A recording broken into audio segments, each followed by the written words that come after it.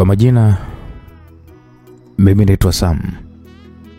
Ni mtoto wa tatu katika familia ya watu 8. Mimi nikiwa nimetanguliwa na dada zangu wawili, na kisha nikafuata mimi na kufuatiwa na ndugu zangu wa kike. Waliobakia wote ni wa kiume, kuweza kuhitimisha idadi ya watoto 8. Naweza nikasema maisha tulioishi tokea tukipata akili za kufahamu zuri na baya, tulikuta baba yetu akiwa ameshapanga vyumba viwili, kimoja yeye pamoja na mama na kingine chumba cha watoto. Baada ya muda tulianza shule, kila mtu na wakati wake, na hii ni kutokana na kutofautiana umri.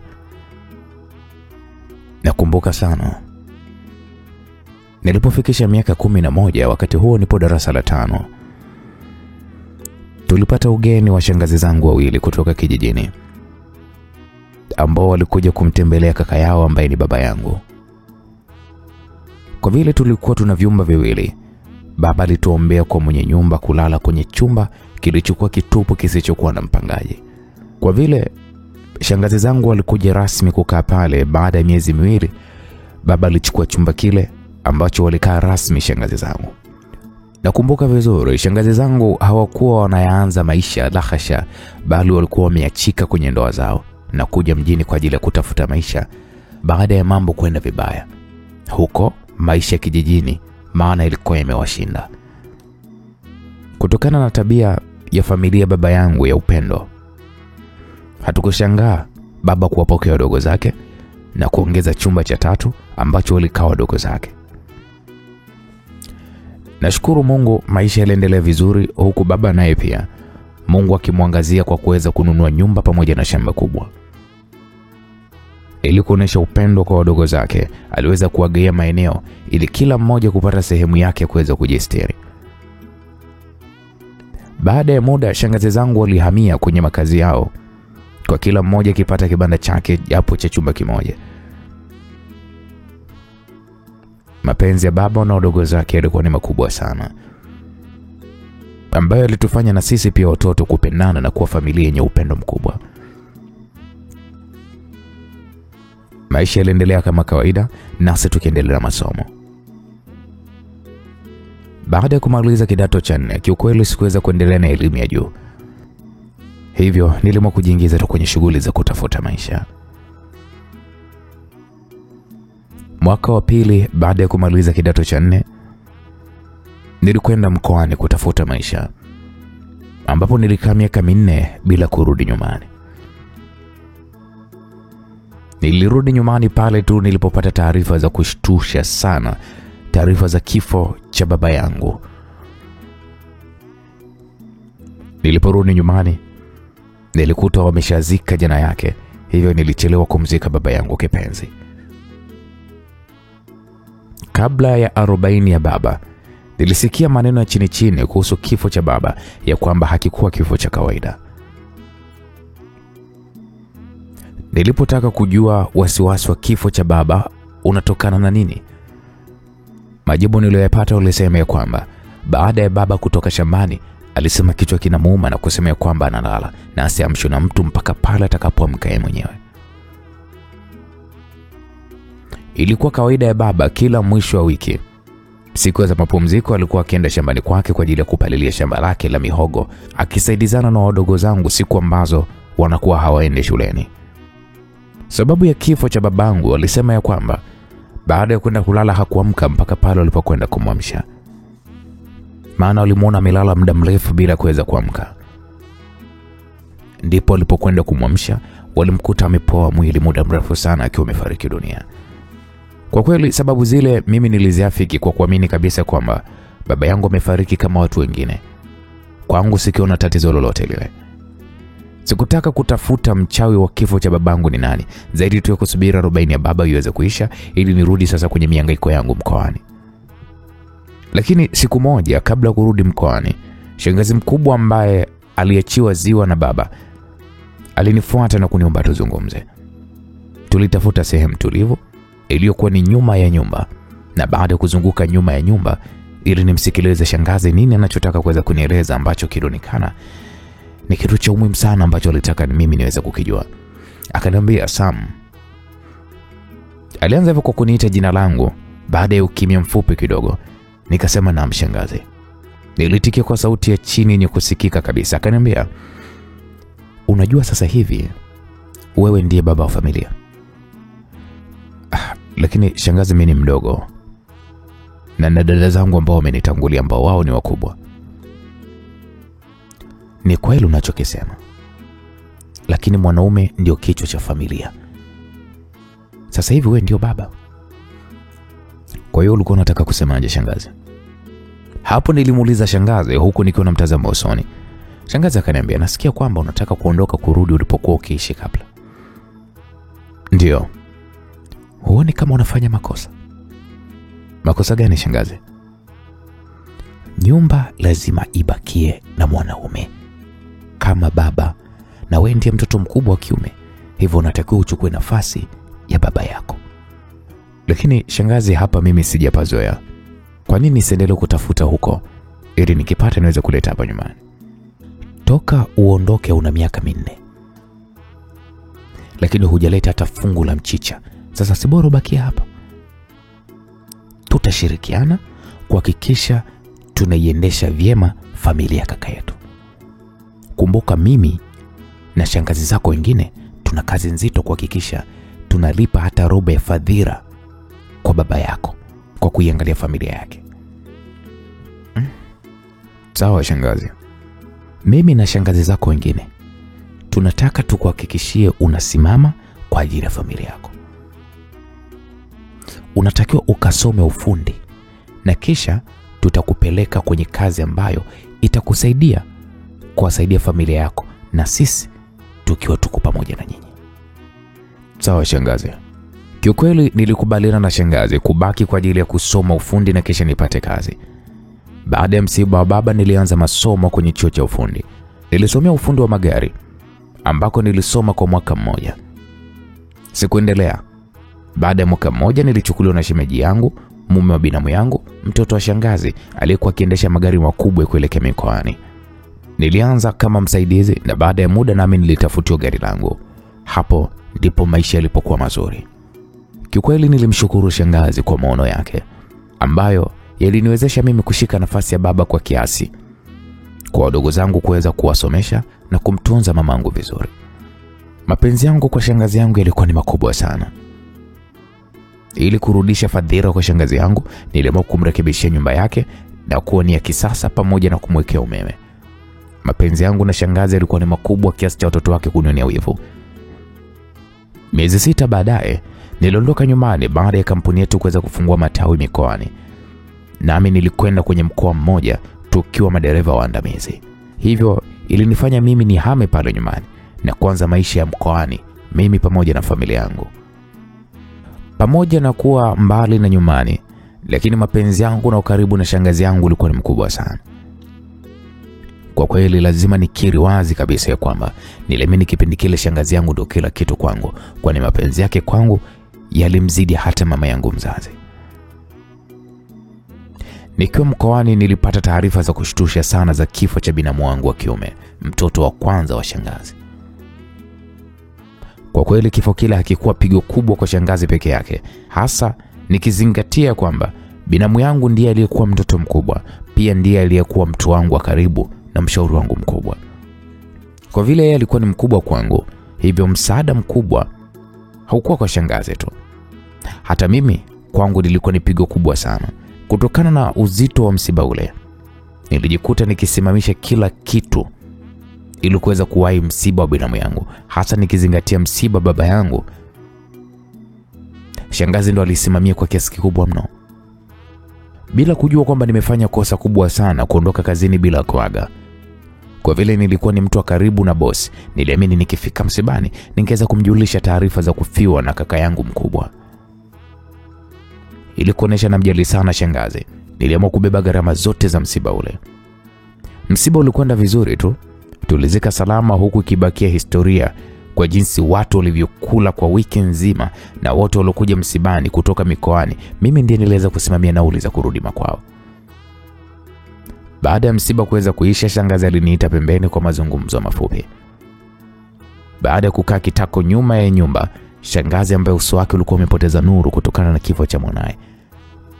Baada ya kukaa, shangazi alikaa kimya kwanza kwa muda, alinama na kunyanyua pale macho yake yakiwa yamejawa na machozi. Nikamuita shangazi. Nilimuita kwa sauti ya chini huku nikimshika mgongoni. Akaniambia Sam. Aliniita huku akifuta machozi kwa upande wa kitenge alichokuwa amejifunga. Nikasema naam. Shangazi, nyamaza kulia. Hii ni kazi ya Mungu. Ni kweli ni kazi ya Mungu. Lakini kifo cha kakako kimeniumiza sana. Nikasema sawa shangazi. Kumbuka kuendelea kulia ni sawa na kumkufuru Mungu.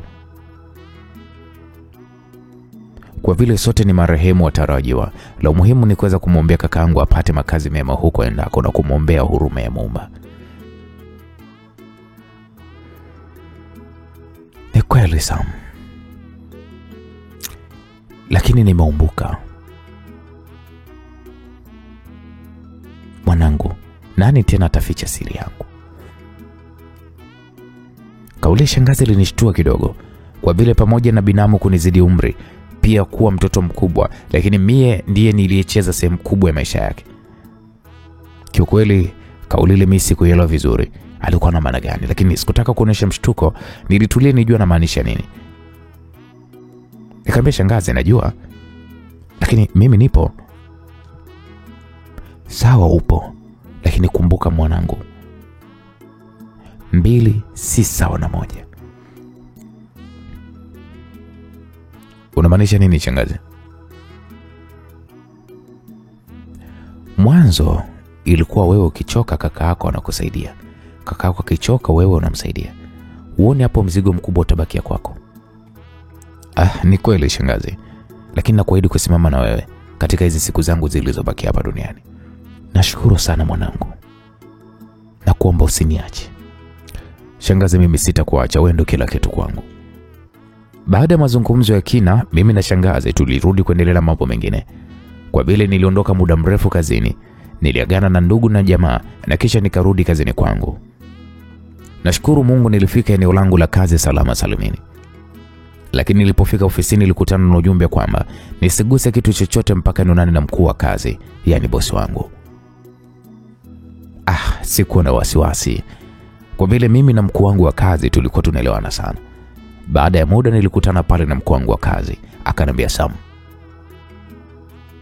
umeniangusha sana. Na hata sijui umejisahau vipi. Bosi alinieleza kwa sauti ya kunilaumu mno. Nikamwambia hapana mkuu, msiba kakaangu ulinichanganya. Nilijikuta nimeondoka bila kuaga. Sawa, lakini bado ulitakiwa kutuma taarifa hata kwa njia za simu. Baada ya kutoweka ghafla, hata nilipokupigia simu hukupokea. Niliamini basi ungeona ujumbe wa simu nilokupigia, ungenipigia, lakini ukufanya hivyo kwa nini? Ni kweli bosi. Siku ile ndio ilikuwa siku ya mazishi na nilipokuta ujumbe wako, nilijua nitakupigia, lakini hata sijui ilikuwaje nikasahau.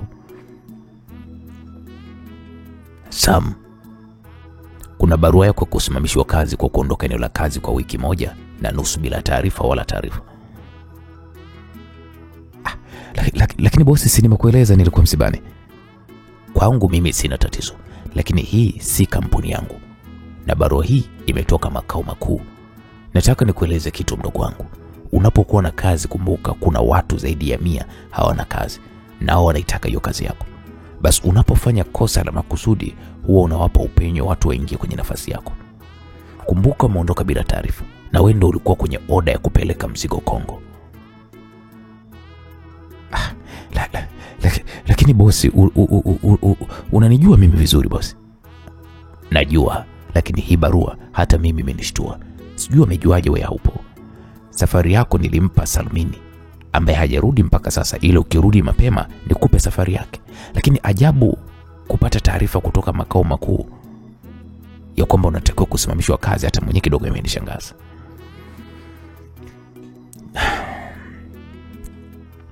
Okay. Sawa.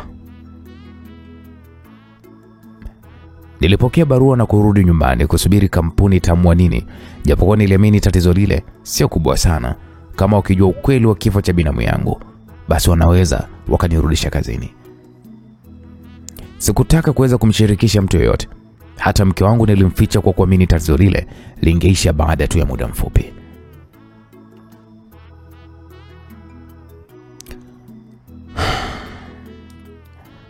Siku zote nilitoka nyumbani asubuhi na kurudi jioni, ili mke wangu asijue chochote, na hasa kutokana na maisha kuendelea vizuri kutokana na kuwa na kiasi kikubwa mno cha pesa ndani. Baada ya wiki 2 nilipata barua rasmi ya kufukuzwa kazi, ikiwa pamoja na kupewa haki zangu zote. Baada ya taarifa ile, wa kwanza kumweleza hata kabla ya mke wangu na mama mzazi alikuwa ni shangazi yangu. Shangazi yangu taarifa ile ilimshtusha sana, lakini alinipa moyo. Akaniambia, mwanangu, anayetoa riziki ni Mungu, wala si binadamu. Wala hata usumie sana. Naomba usifanye chochote, rudi nyumbani, tutajua tufanye nini. Sawa shangazi. Kutokana na kwamba namsikiliza sana shangazi, nilibeba familia yangu na kurudi nyumbani kwa ajili ya kujipanga upya. Nilirudi nyumbani na kuanza maisha mapya kwa vile nilikuwa na pesa kidogo kipindi nasubiri kupata kazi, kwa sikutetereka na maisha, na wakati huo shangazi alikuwa karibu sana nami zaidi, kiasi cha kufanya sasa nijisikie mtu katika watu. Alinifanya nijihisi kama vile nina kazi ili hali sina kazi. Wiki moja baada ya kurudi, nilisikia taarifa zilizonichanganya akili yangu. Eti aliyehusika na kifo cha binamu ni mama yake mzazi, ambaye eti ni shangazi yangu. Kwanza nilicheka sana na kuamini wanadamu ni wagombanishi wakubwa sana wanaotengeneza uongo kwa ajili ya kuwakosanisha watu, hasa wa karibu. Ni uongo kutukosanisha ndugu. Nilijiuliza, inawezekanaje shangazi akamua mwanae mkubwa, na tena ndiye aliyekuwa mlezi wake pamoja na mimi ambaye ni mtoto wa kaka yake? Swali lililoniumiza akilini lilikuwa, inakuwaje muue mwanae wa kumzaa kama ni kweli? Hapana bwana, haiwezekani. Taarifa niliyoisikia ina ukweli gani baada ya kuelezwa kwamba shangazi ni mchawi na ana matukio mengine makubwa aliyoyafanya ambayo ilikuwa ni ya kutisha moyoni mwangu? Siku zilizidi kukatika huku nikiwa katika matumaini ya kupata kazi, lakini shangazi yangu alikuwa akiniaminisha nitapata tu kazi kabla mambo hayajawa mabaya. Siku moja mdogo wangu aliniletea taarifa ambazo kwangu niliamini kabisa ni uzushi na ni uongo mkubwa juu ya shangazi yangu kipenzi, ya kwamba eti ni mshirikina mkubwa. Japokuwa niliamini uchawi upo, lakini kauli ya shangazi ya kuwa eti yeye ni mchawi tena ndiye aliyehusika na kifo cha mwanae mkubwa ambaye ni binamu yangu, kwangu sikuamini hata kidogo. Niliona ule ulikuwa ni uongo ulio wazi kabisa. Haikuishia hapo tu, nilielezwa swala lingine lililonifanya niamini kabisa ule ni uongo mkubwa kwa watu waliokuwa wakitaka kuweza kumchafua shangazi. Sikutaka kukubaliana na mtu alinipa taarifa zile za uchonganishi. Hapana bwana, sio kweli. Hebu naomba tuachane nayo maneno ambayo yataleta mpasuko kwenye familia yetu iliyoshikamana kwa umoja na upendo mkubwa. Yaani kiukweli sikutaka kumkubalia mtu wa taarifa. Nilimwambia hivyo. Akaniambia, wewe ni nani yangu? Nikamwambia, mimi ni ndugu yako. Nene msema ni nani yangu? Nikasema shangazi yetu. Unafikiri kwa nini mimi niseme shangazi na si mtu mwingine? Yaani kwa nini mseme shangazi? Bwana nisikilize, shangazi katu hawezi kufanya kitu kama iko. Hata mimi pia nilipoelezwa kwa mara ya kwanza nilishtuka sana. Kama wewe, sikuamini. Lakini ukweli kaka, shangazi si mtu mzuri hata kidogo. Kifo tu cha baba, yeye ndiye anayehusika kama ulikuwa hujui. Mdogo wangu, kuna kitu gani shangazi kakufanyia mpaka umzushie mabaya? Yaani kwa nini unamtengenezea ubaya kiasi hiko? Kaka, najua uweze kuamini kwa vile kakuziba macho kwa mapenzi yake ya mamba. Nisikilize mdogo wangu. Ukishiriki ushirikina, ipo siku utaambiwa hata mama yako pia mzazi ni mchawi. Je, utaamini? Kaka, inategemea. Najua hili hutaliamini, lakini nawe ndio upo kwenye hatari kubwa ya kumfuata baada ya kifo cha binamu. Kama ni kweli shangazi mchawi, basi angekuwa tajiri na si kuwa watu. Pia mwenye uwezo kutoa hayo mwanadamu ni Mungu tu peke yake. Ina maana watu wote waliofariki wamerogwa na shangazi? Kaka, huwezi kuamini.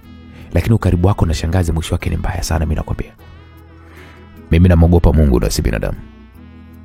Kaka, Mungu huwezi kumuona, lakini binadamu ni mbaya, anakumaliza huko anakuchekea. Sema maiti tu huwa haijitetei. Una maana gani kusema maiti huwa haijitetei? Hivi shangazi akikuua, utasimama na kusema kweli mdogo wangu umesema kweli? Lakini ukifa umekufa, huwezi kunyanyua mdomo wako kusema iliyokukuta. Okay, sawa, nimekusikia mdogo wangu. Sio kunisikia kaka, bali lifanyie kazi. Kinga ni bora kuliko tiba. Sawa, nitafanya hivyo. Nilimkubali mdogo wangu kukata mazungumzo ambayo kwangu niliona hayana ukweli wowote. Kauli mdogo wangu haikuishia tu kwa wadogo zangu. Hata watu baki walisema eti shangazi ni mchawi. Sikutaka kuyasikiliza maneno ya uchonganishi kusema ukweli. Niliendelea mambo yangu huku masikio nikiziba pamba kabisa, sikutaka kusikia chochote. Niliogopa kuingia kwenye mtego wa imani potofu za kumwona shangazi ni mchawi bila ushahidi. Na namshukuru Mungu, baada ya miezi 2 nilipata kazi kwenye kampuni moja ya mabasi ya mkoani. Huwezi kuamini, yule ambao wao wanamuita ni mchawi ndiye alicheza sehemu kubwa sana mimi kupata kazi. Niliamini kabisa ukaribu wangu na shangazi uliwaumiza wengi. Hata watoto wake hawakupenda ukaribu wetu, na ndio sababu ya kutengeneza uongo kama ule. Walitaka labda kunikosanisha na shangazi. Niliendelea na kazi kama kawaida na Mungu aliniangazia kusema ukweli kwa kupata kipato cha kuendesha maisha yangu. Japokuwa sikupata kipato kikubwa kama kile nilichokipata mkoani, lakini kilikuwa kina afadhali kubwa kuliko kukosa kabisa. Siku zote shangazi alizidisha mapenzi kwangu kiasi cha kuwachukua wanangu kukaa nao. Lazima nikiri, sikuwaza lolote baya kwa shangazi, pamoja na maneno madogo madogo juu yake. Nakumbuka siku moja mama aliniita na kunieleza jambo moja ambalo kwangu halikuwa geni. Mama, hivi naona amini uzushi juu ya shangazi. Kama angekuwa mbaya, mimi leo hii ningekuwa wapi? Kayapigania sehemu kubwa sana maisha yangu. Maneno ya kutunga ni mabaya, yanaweza kuisambaratisha familia yetu mama. Mwanangu, japokuwa sitaki kuamini yasemwayo hayo juu ya shangazi yako, lakini lisemwalo lipo, na kama alipo linakuja. Cha muhimu kuwa makini. Sawa mama, nimekuelewa. Mwezi mmoja baadaye, shangazi yangu alisafiri kwenda kijijini kwa mwanae mwingine wa kiume, mdogo wake marehemu binamu mkubwa. Shangazi alikaa sana kijijini kwa mwanae zaidi ya mwaka. Baada ya muda, shangazi alirudi tena nyumbani kwake mjini. Kama kawaida, nilifurahi sana kukutana tena na shangazi. Kila mmoja alikuwa na furaha, japokuwa kuna watu hawakufurahi kurudi kwake. Wengi walisema kuondoka kwake na kukaa muda mrefu alikuwa amekimbia kisanga cha kifo cha mume wa jirani yetu akishirikiana na mke wa marehemu. Kauli ile ilinifanya niamini kuwa hakukuwa na ukweli wowote juu ya tuhuma mbaya za shangazi, na niliamini waliamua kumchafua tu shangazi na wala hawakuwa na ukweli wowote ule wa tuhuma zao. Nilijiuliza, kifo cha mume wa jirani na shangazi wapi na wapi? Tokea hiyo siku niliapa ya kwamba sitasikiliza kitu chochote juu ya shangazi. Hata wamzushia maneno kiasi gani, sitasikiliza kitu chochote. Miezi 4 baada ya shangazi kurudi kutoka kwa mwanae, nilisikia taarifa zingine kutoka kwa binamu yangu. Alipotoa kauli nzito tena yenye utata juu ya mama yake kwa kujiapiza ya kuwa siku akimwona mbele macho yake, basi siku hiyo atafungwa kwa kumuua kwa kumpasua na mapanga mama yake. Pia nilisikia binamu mdogo hakuishia hapa kwa kusema asimone tena mama yake kijijini, na siku akimwona kijijini basi zitakuwa ama zake au ama za mama yake. Mimi kusema ule kweli, kauli hili nishtua sana. Nilitamani nisafiri na kumfuata binamu yangu ili kumshikisha adabu kwa kumkosea heshima mama yake. Lakini kwa vile alikuwa ni mtoto wa shangazi, kwanza mimi niliwaita watoto wa shangazi ambao ni binamu zangu wote tukutane kwa shangazi ili tulizungumzie sakata la kaka yao kumkosea adabu mama yake. Tulikubaliana pale kukutana mwisho wa wiki ili tupange tunafanyaje ili kumtia adabu binamu. Lakini ajabu, mwisho wa wiki wakati nipo njiani kuelekea kwa shangazi, nilipigiwa simu na mmoja wa wadogo zangu wa kike ya kwamba kikao hakitakuwepo. Sikutaka kuoje sana, niliendelea na shughuli zangu kama kawaida. Wiki moja baadaye nilipewa umbea naweza nikasema kutoka kwa mmoja wa mdogo wangu, japokuwa bado sikuamini, hasa kutokana na kumwamini sana shangazi. Aliniambia, kaka, unajua sababu ya binamu kutaka kumkata masikio shangazi? Nikasema hata sijui. Japo uamini, ila nitakueleza ili siku moja usiseme hatujakwambia. Shangazi kafanya nini tena? Unakumbuka shangazi alipokwenda kwa binamu kijijini? Ndio nakumbuka. Basi kama kawaida, shutuma ni zile zile za michezo mibaya ya shangazi. Michezo gani? Basi baada ya shangazi kufika kwa mwanae, kumbe bwana ana ushirika na familia ya shemeji mke wa binamu. Ushirika gani? Wa kichawi. Shangazi mchawi haitoshi, sasa hivi anashirikiana na familia ya mke wa binamu. Uone mnaaminishwa uongo ili tumumchukie shangazi. Nimekueleza tokea mwanzo. Wewe nisikilize kisha utafanya kazi kwa muda wako, ili usije kusema kwamba hatujakwambia. Okay, sawa. Ikawaje? Basi shangazi baada ya kufika kwa mwanae miezi 6 baadaye, mke wa mwanae aliondoka kurudi kwao bila sababu na kumwacha mtoto mwenye umri wa miaka 7 ambaye kipindi hicho alikuwa akisoma darasa la kwanza. Kwa vile alikuwa anasoma, babake alikataa asiondoke na mama yake. Baada ya shemeji kuweza kuondoka, mtoto akabakia pale. Shangazi ndo akawa kama mlezi, yani akawa kama bibi yake. Wengi waliamini kuondoka kule labda kulitokea kutokuelewana kati ya shangazi na mkwewe. Hata binamu alipomfuata kwao, shemeji alisema kwamba atarudi akijisikia. Kumbe kuondoka kwa mke binamu ulikuwa ni mpango maalum kati ya shangazi na familia ya mkwewe. Wewe umejuaje yote? Kaka wewe tulia, unisikilize. Najua siku damu ikitoka masikioni ndio utaelewa hiki ambacho nakizungumza. Walikuwa na mpango gani? Kumchukua mtoto wa binamu. Wamchukua kumpeleka wapi? Kumla nyama. Kumla nyama? Jamani, sasa imekuwa too much. Kila baya kwa shangazi. Kwani kawafanya nini? Yaani kitu gani hasa kikubwa ambacho wamekosea? Kaka, mbona hayo madogo? Ungekuwa msikivu shangazi ungemwogopa. Tena ungemwogopa kama ukoma. Shangazi ni zaidi ya shetani. Ni mmoja wa viumbe wasiotakiwa kuendelea kuishi kwenye dunia. Habari zile unajua nilijiuliza, mbona zinaonekana zaidi ya uuaji? Kumzushia mtu jambo zito kama lile ambalo lilijaa chuki tena mbaya mno. Bado nilijiuliza, kwa nini kwa nini inakuwa vile? Au mapenzi mazito ambayo shangazi anayoonyesha kwangu yanawaumiza wengi? Nilijapiza kusimama na shangazi siku zote na wala sitatetereshwa na maneno yao. Na niliamini haya ni maneno ya uzushi tu. Nikasema mimi nitasimama na shangazi. Mdogo wangu, umejulia yote haya, umejulia wapi? Kaka, sitaki uamini, kwa vile kipofu siku zote huamini anachoelezwa kwa kuona kwa macho. Nawe subiri mpaka uone kwa macho yako. Na wasiwasi siku utakayokuja kuona kwa macho yako utakuwa umechelewa. Kwa hiyo nini kiliendelea? Mtoto wa binamu alikuwa anasoma darasa la kwanza. Kama kawaida, kila siku baba yake alipokuwa akimaliza swala asubuhi, alimwamsha mwanae na kumpeleka shuleni. Siku zote mtoto alikuwa akilala na bibi yake. Siku hiyo kama kawaida alidamka alfajiri kwenda msikitini. Alimwacha mwanae amelala kama kawaida ili akirudi basi aweze kumwamsha ajiandae kwenda shule. Lakini siku ile mwanae alitoweka katika hali ya utata. Aliamka na kuacha watu wote wamelala na kwenda kwenye ibada ya alfajiri. Lakini aliporudi kama kawaida alikwenda kumwamsha chumbani kwa bibi yake. Aliambiwa shangazi Jimmy ameshaamka. Bahati siku ile msichana wa kazi katika moja ya wapangaji wa nyumba ile alidamka alfajiri kwa ajili ya kufanya usafi wa kusafisha nyumba. Ilikuwa ni ajabu katika nyumba ile kumkuta mtu akiwa ameshaamka, tofauti na siku nyingine alipoamka watu wote wa nyumba ile huwa wamelala. Baada ya binamu kuelezwa na mama yake kwamba mwanae amekwisha kuamka, alitoka diwani kumuuliza binti alikuwa anafanya usafi ya kwamba, Nyakwesi, umemwona Jimmy? Nyakwesi akasema hapana. Si bado amelala? Akasema hapana, hayupo ndani, ametoka nje. Kwani bibi anasemaje? Anasema eti ameamka na kutoka nje. Nje ipi? Wakati kuna mlango mmoja tu kutoka nje. Sijamuona Jimmy kupita wala mtu yeyote ule kwenye nyumba hii zaidi ya wewe ulipopita kwenda msikitini. Sasa Jimmy kaenda wapi? Ndio hata mimi nashangaa. Nyakwesi, hujamuona Jimmy kweli? Sasa kaka, nikufiche ili wewe.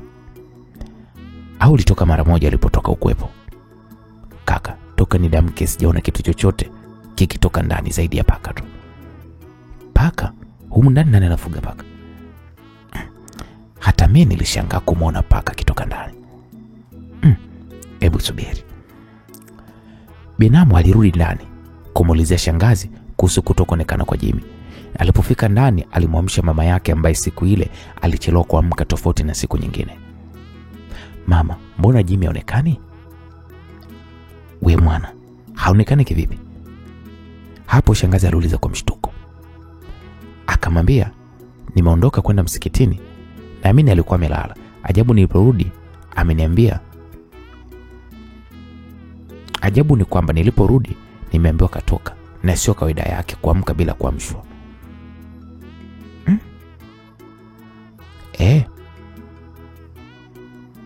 Na kaniambia kwamba umemwita. Ulisikia sauti yangu? Sasa hiyo maswali gani? Shangazi alisema huku akitoka ndani. Kwani umewauliza majirani? Ndiyo. Nyakwesi amedamka kabla yangu na hakumwona mtu yoyote zaidi yangu. Eti Nyakwesi, hukumwona mchumba wako? Mama alimuuliza dada wa kazi. Dada wa kazi akasema sijamuona bibi. Kwani wewe Nyakwesi umedamka saa ngapi? Saa 10:30. Makubwa, muda alidamka kufanya nini? Bibi, kuna muda maalum wa mtu kuamka kwani? Hapana, nashangaa kama umeamka muda huo ushindwe kumuona Jimmy. Sasa atakuwa amekwenda wapi? Bibi, naona kama vile mnafanya utani. Jimmy amelala ndani. Mseme ametoweka kivipi? Ikiwa uani niko peke yangu na wa kwanza kufungua geti la kutoka nje ni kaka alipopita kwenda msikitini. Kingine kilichotoka ndani ni paka na sio mtu. Paka? Ndiyo shangazi. Huyo paka ametoka wapi? Nani anafuga paka humu ndani? Hata mimi mwenyewe nimeshangaa kumuona paka anatoka ndani na kujiuliza ni wa nani. Makubwa. Hapo shangazi aliguna. Ilibidi alfajiri ile kuweza kuulizia kwa majirani wote na sehemu alizokuwa akipenda kucheza. Kila mmoja alisema hakumuona zaidi ya mara ya mwisho kumuona usiku alipokuwa akicheza na wenzake. Baada ya kumkosa, shangazi alijifanya kuchanganyikiwa kwa kumjia juu binamu ya kuwa anamtaka mjukuu wake na kilio juu. Binamu alijikuta akichanganyikiwa. Alikwenda kutoa taarifa polisi na kuanza msako mara moja, huku misikiti yote ikitoa tangazo la kupotea kwa mtoto. Lakini mpaka mchana unaingia hapakuwa na majibu yoyote ya kupatikana kwa mtoto. Na majira saa 7 baada ya swalati ya dhuhur, binamu alipokuwa akitoka msikitini aliitwa na jamaa yake mmoja ya kwamba shekhe wangu, vipi mtoto amepatikana? Akasema hapana. Mbona maelezo yako yana utata? Mtoto kutoka ndani ameenda wapi? Kiukweli hata mimi sijui, najiuliza amekwenda wapi na wasiwasi. Huenda alipoamka alitoka wakati ambapo binti wa kazi alikuwa labda ameingia ndani. Unajua inawezekana asitoke ndani alafu atolewe kimeujiza bila kutoka nje. Shehe wangu bwana, kuna jambo mimi nimewaza. Jambo gani? Tuangalie upande wa pili. Huenda tukapata ufumbuzi. Hili si jambo la kawaida. Hata mimi nimewaza hivyo. Ila nasubiri mpaka usiku asipoonekana, kesho nitakwenda. Mchuzi wa mbwa unywe ungali wa moto, ukipoa unyweki. Unamaanisha nini shehe wangu? Hili jambo kabla lijapoa lazima tuujue ukweli. Kwa tunafanyaje? Nifuate. Hapo waliongozana kwa ustadhi mmoja hivi ambaye alikuwa ni maarufu kwa msaada wa watu. Walipofika kwa ustadhi Rama Mdudu, walimueleza tatizo lao. Na baada ya kuwasikiliza, yule ustadhi aliwauliza kwamba mtoto anaitwa nani. Basi wakamtajia jina. Ustadhi akasema mama yake anaitwa nani. Wakamtaja pale jina. Kwa akaandika kwenye karatasi na kuchora mistari midogo midogo. Baada ya kuandika alichokijua yeye mwenyewe, alinyanyua pale kichwa na kumtazama binamu na kusema pole. Binamu kaitikia asante. Hii shughuli ni nzito. Kuna nini? Mazingira kutoweka kwa mtoto, kuna mchezo umechezwa ambao inaonekana ni mipango ya muda mrefu. Michezo gani? Mwanao anatakiwa kuchukuliwa na kupelekwa nje ya hapa ila mpaka sasa bado hajatoka mjini. Nani anayehusika? Najua huwezi kuamini, lakini mtoto kwa sasa yuko mtaa wa 4 kutoka kwenu, yupo kwa mzee Mtula. Mzee Mtula anayemjua mimi? Ndio. Unanihakikishia nikienda nitamkuta? Yupo, naenda kamchukue. Sawa. Basi waliondoka pamoja na rafiki yake na kwenda mpaka kwa mzee Mtula.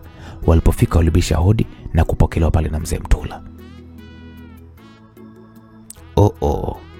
Baba Jimmy, karibu. Asante. Shikamo. Marahaba. Umemfuata Jimmy? Ndio. Alikuwepo hapa toka asubuhi, hata chai kanywa na wenzake. Afadhali. Vipi, mbona hivyo? Uwezi amini, ametoka katika mazingira kutatanisha mno. Basi toka asubuhi yuko hapa, mbona yuko sawa tu. Basi nilikuwa namuomba, nimemfuata sasa. Hapo mzee Mtula alikwenda kumuita Jimmy, lakini alichukua muda kidogo kurudi, na aliporudi alirudi bila mtoto. Vipi mzee, Jimmy yuko wapi? Simuoni. Na wasiwasi labda amerudi nyumbani. Sasa baada ya kusema vile, binamu alirudi moja kwa moja hadi nyumbani kwake, na alipofika kumkuta mwanae. Alimtafuta tena kwa majirani, lakini jibu lilikuwa ni lile lile, hawajamuona tokea jana. Alirudi kwa mzee Mtula ambaye naye alisema hajamuona. Waliamua kurudi tena kwa ustadhi ambaye aliwaeleza ya kwamba poleni, tumechelewa, wameshamchukua na sasa hivi ametoka mjini na anaelekea kwa bibi yake, mama wa mkeo.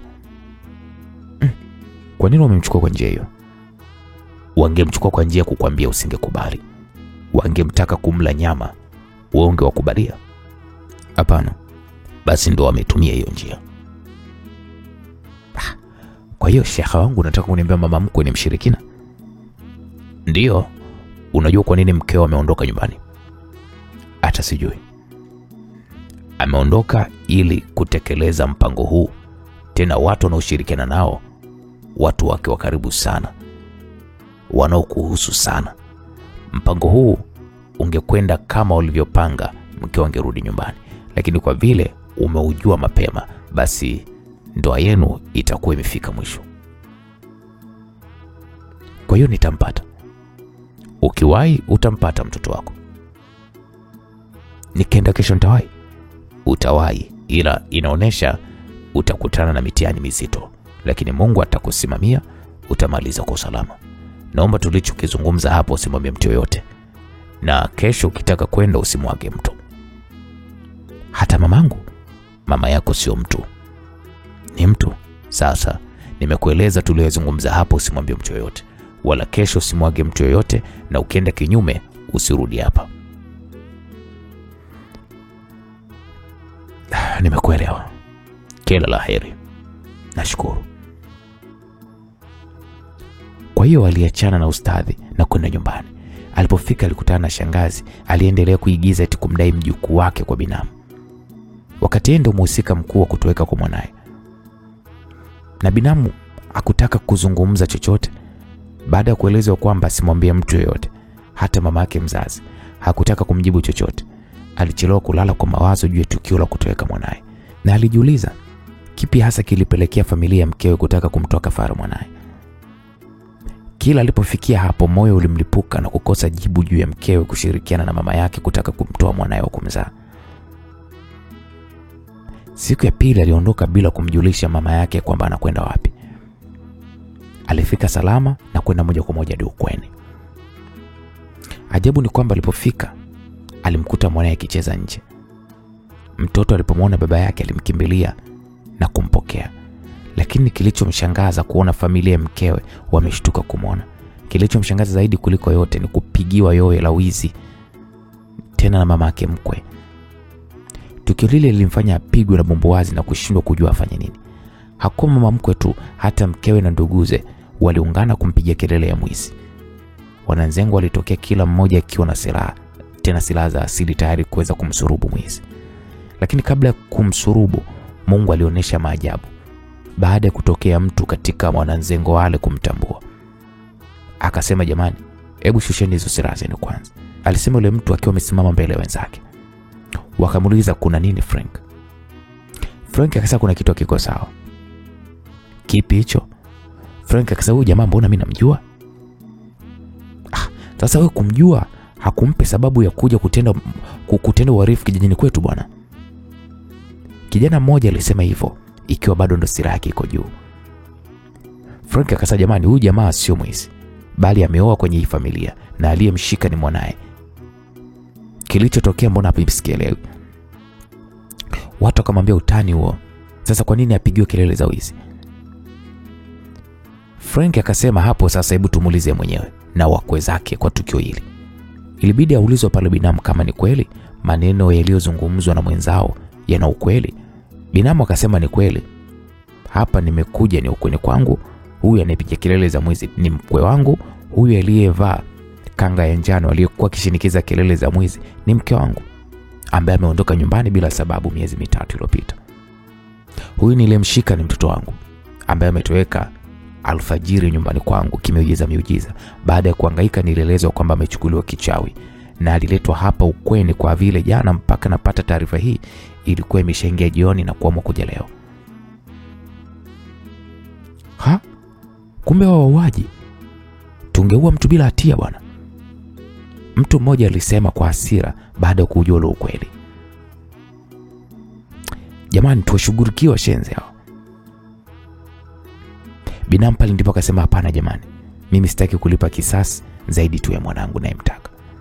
Kwa binamu aliwaombea pale msamaha, japokuwa walitaka kumuua baada ya kutambua ukweli. Mmoja wa mwanamke wa makamu alisema tumewachoka washenzi hao wachawi wakubwa, wamekuwa wakitusumbua sana hapa kijijini. Lakini binamu akasema naomba muwasamehe, hawajui wakifanyacho. Umuhimu mtoto wangu nimempata akiwa hai, naomba muwasamehe. Kwa hiyo baada ya watu kupunguza pale hasira na jazba zao, kilikuwa kikao huku mkewe akitengeneza uongo ya kwamba aliondoka baada ya kuteswa, pia kung'ang'aniwa mtoto. Kwa vile hakutaka shari pia kuingiza familia ya mkewe matatizoni, alikubaliana na kilichozungumzwa kwenye kikao. Kwa vile Jimmy bado ni mdogo, alikubaliana baki kwa mama yake. Ila kabla ya kuondoka alitoa onyo kwa familia ya mkewe ya kwamba mwanae asipatwe hata na upele. Akipatwa hata na upele basi ndo atamjua vizuri, watamtambua. Kwa baada ya kile kikao aliondoka siku ile ile kurudi kwake, huku akiwa bado hajapata jibu la ni nani mtu wake wa karibu ambaye anashirikiana na mkewe pamoja na mama yake. Hakutaka kuwaza kwamba mama yake mzazi anahusika kutokana na mapenzi mazito ya mjukuu wake, hata kukosa raha baada ya kutoweka kwa mjukuu wake. Lakini kingine kilichomshtua, aliporudi nyumbani hakumkuta shangazi. Alikuwa amerudi mjini akisingizia kuna mjukuu wake Mashaka eti anaumwa.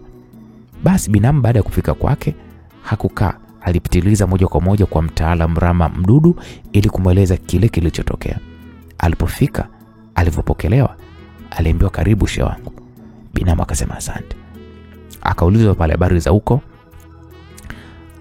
Habari nzito ndugu yangu. Ni Mungu tu, mimi nilikuwa nakufa najiona. Yaani nakufa kunajiona makweli kikulacho kingoni mwako. Familia mke wangu ilikuwa inaniua mchana kweupe bila huruma. Ilikuwaje?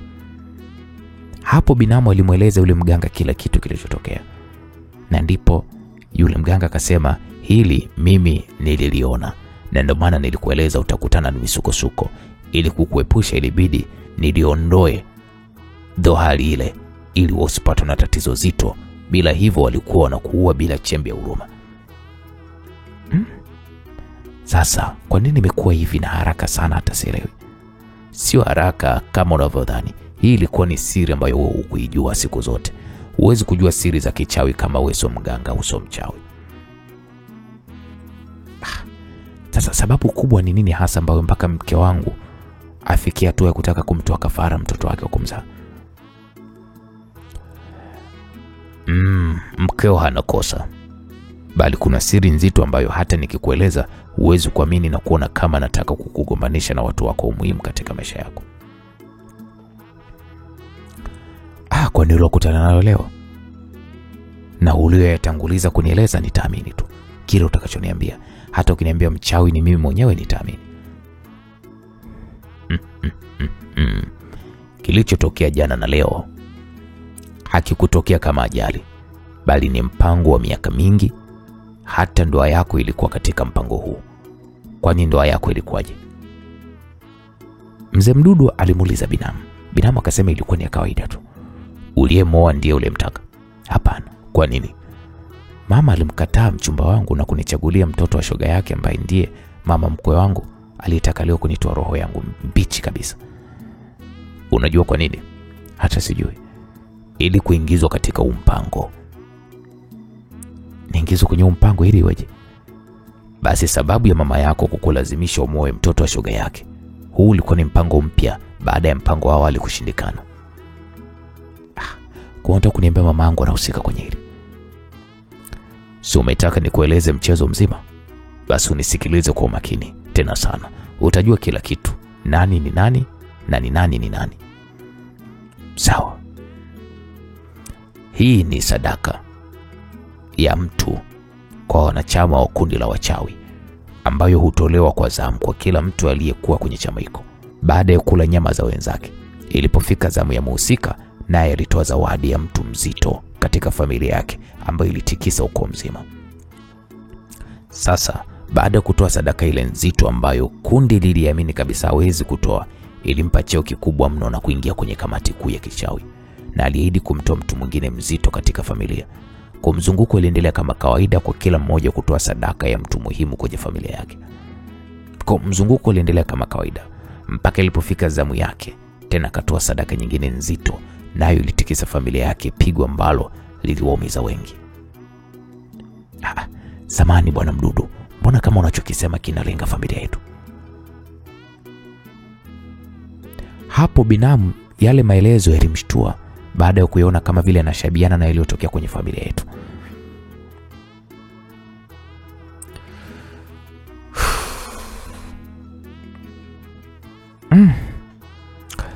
Kiukweli msikilizaji, pamoja na maelezo mazito ya mdogo wangu yaliyomlenga shangazi, lakini bado sikutaka kuamini. Mdogo wangu aliendelea kunieleza anayoyajua juu ya shangazi. Basi kaka, baada ya kuuliza pale, yule mganga Mdudu alimjibu binamu kwa kumwambia kwamba kuwa mwelewa, nimekueleza nisikilize mpaka mwisho, kisha nitakupa nafasi ya kukufafanulia usichokielewa, japo naamini mpaka namaliza utakuwa umenielewa vizuri. Sawa Mdudu, endelea. Basi upato kutoa watu muhimu kwenye familia za wachawi, mzunguko karudi tena kwa mhusika. Kama kawaida akachomwa mtu mwingine kwenye familia yake, tena damu yake mwenyewe. Sadaka ile ilimpandisha mpaka kuwa mkuu wa wachawi wa kanda. Haikuishia hapo, mzunguko uliendelea kama kawaida na kujikuta umerudi tena kwake. Kama kawaida alipanga kutoa mshangao mwingine kwa kutoa damu yake nyingine ambayo ilikuwa ni sehemu ya msaada kwake.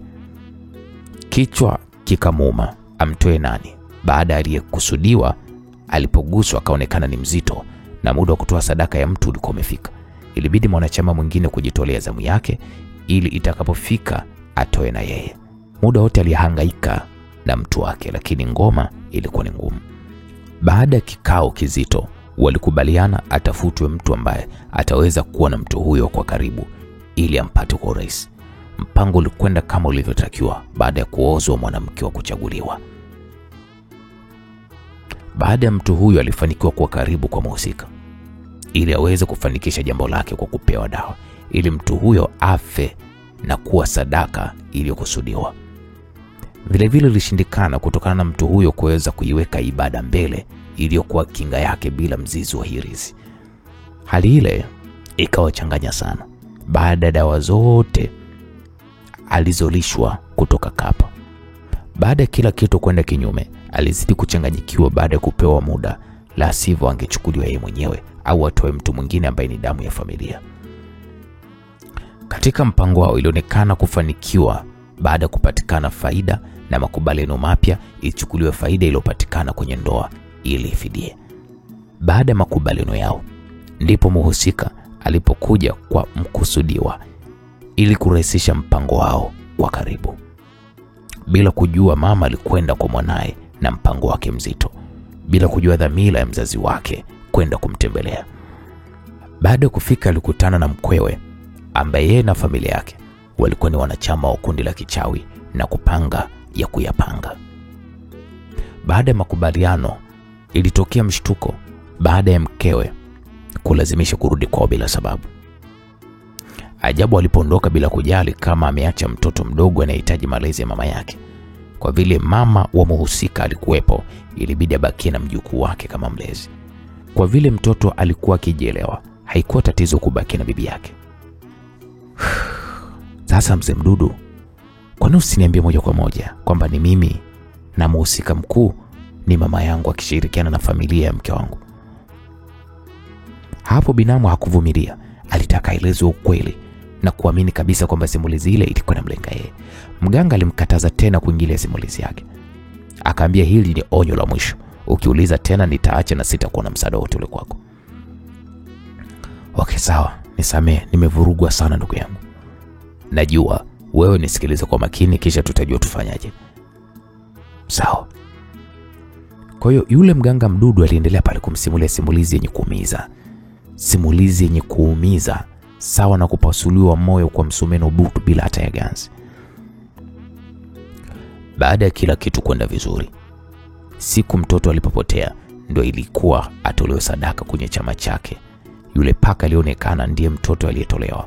Pasingekuwa na mtu pale uani, basi angetoka tu kawaida. Lakini kuwepo kwa mtu, alitoka katika kivuli cha paka ili kuificha siri ile isijulikane kwamba kachukuliwa. Kama siku ingepita bila mtoto kujulikana kumetokea nini, asingepatikana tena. Lakini kushtuka kumewaumbua na kitendo cha kwenda kwao kumewamaliza nguvu kabisa. Yani kama kifo kingetokea ingekuwa ni faida kwao. Sasa uliza swali, wapi hujaelewa? Ni kweli mamangu anahusika katika huu mpango? Sina jibu la moja kwa moja. Kama simulizi ukuielewa siwezi kusema kitu hapo. Ni kweli mama alimuua bibi, mjomba pamoja na kaka? Sijui. Okay, sawa, nimekuelewa. Sasa mwanangu itakuwaje ikiwa nimemwacha kwa wachawi wale? Kumuona mwanao kwa macho na kauli nzito uliweza kuitoa mbele ya wananzengo imewaribia kila kitu. Hawatamgusa tena na hiyo ndio salama yake.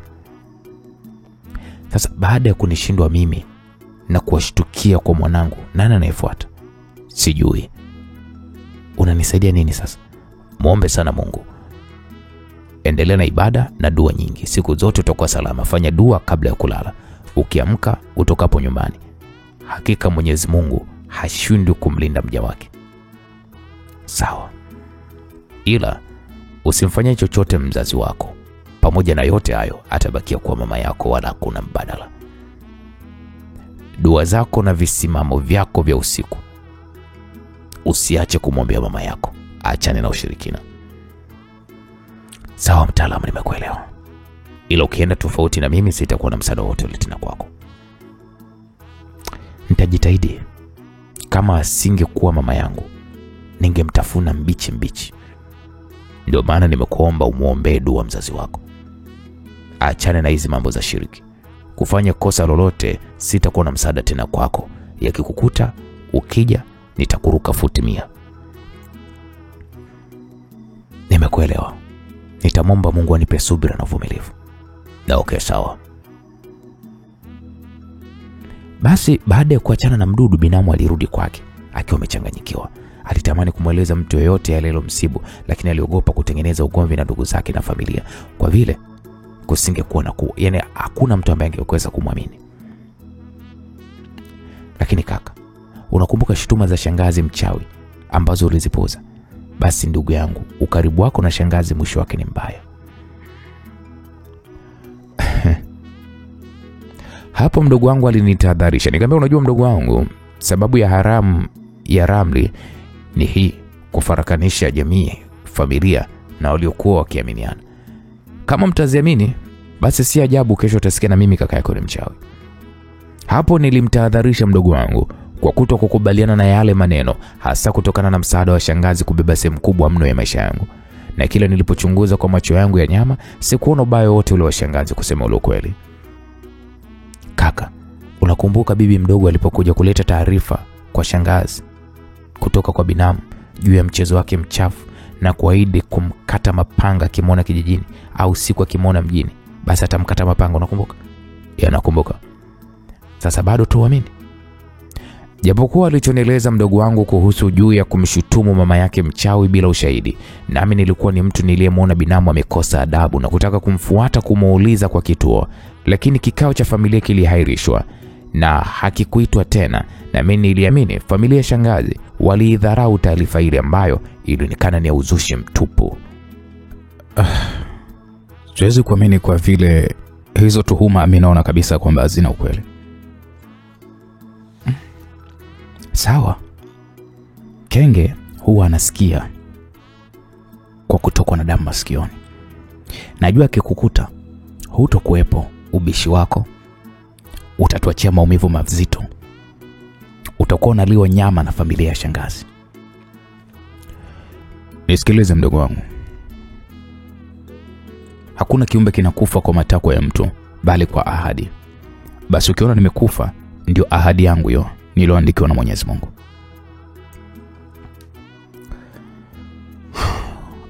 Msikilizaji, kusema ule ukweli, pamoja na maelezo yote, lakini sikuwa tayari kabisa kukubaliana nao.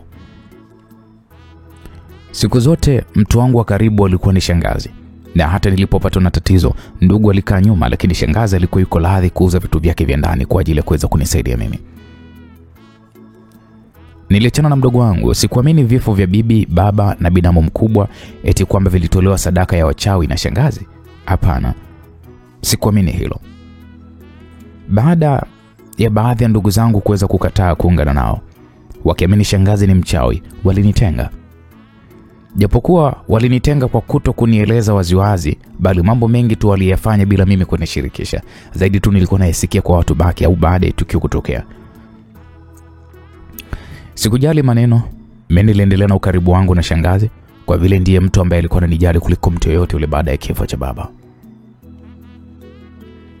Pamoja na kupewa mifano na dalili za shangazi ya kwamba ni mchawi, kusema ule kweli sikutaka kuyasikiliza sana.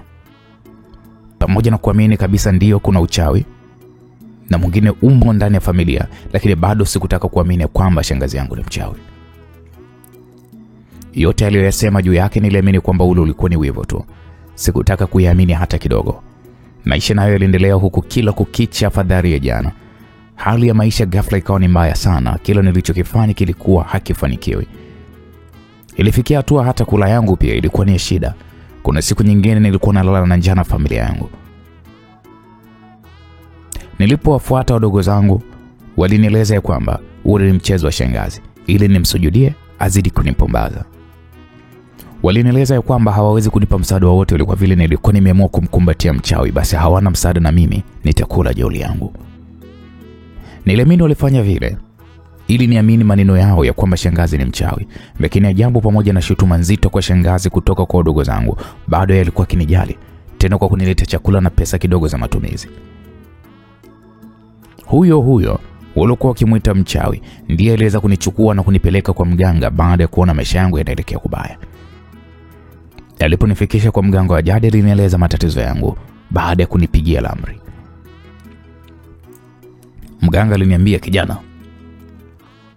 pamoja na matatizo ya kuvurugiwa upatikanaji wa riziki, pia kuna jambo linautesa moyo wako, naomba uliweke wazi.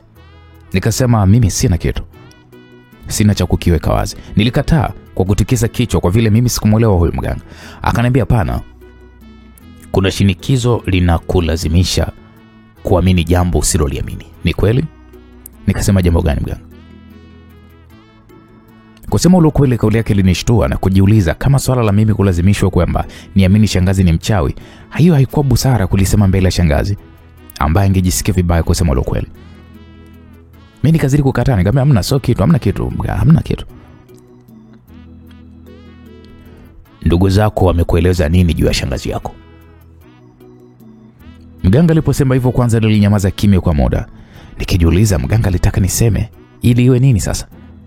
Kwa nini anataka niseme mbele ya shangazi? Mimi nikamwambia, bwana, sina walichoniambia.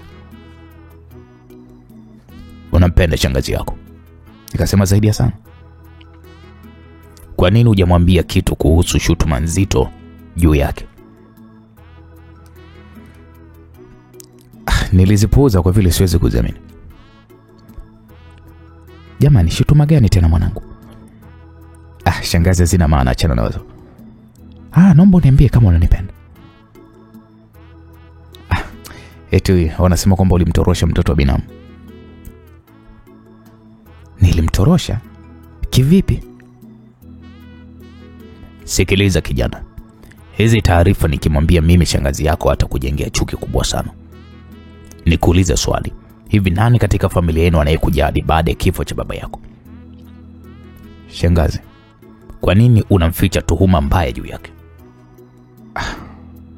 Sam, kwa nini unanificha? Yaani kuna nini hiko hasa ambacho unanificha? Hapo shangazi aliangua kilio kilichonifanya nijisikie uchungu kusema ule ukweli. Katika vitu yaani katika maisha yangu kusema ukweli ambavyo sikutaka kuviona mbele ya macho yangu ni machozi ya shangazi. Nilikuwa nataka furaha na faraja zake zitoke kwangu. Okay, kwa vile mmetaka basi nitawaelezea japo mimi sikuziamini hata kidogo hizo taarifa. Haya, niambie mwanangu, ndugu zako wananishutumu nini? Kwa vile kijana umekubali kumwambia shangazi yako, usimfiche hata moja, kuanzia mwanzo hadi mwisho. Mweleze kila kitu. Kiukweli mpaka hapo sikuwa na budi, nilimweleza kila kitu huku akitaka kujua kina nani wanaomsema vibaya, na mimi nilimwambia ukweli.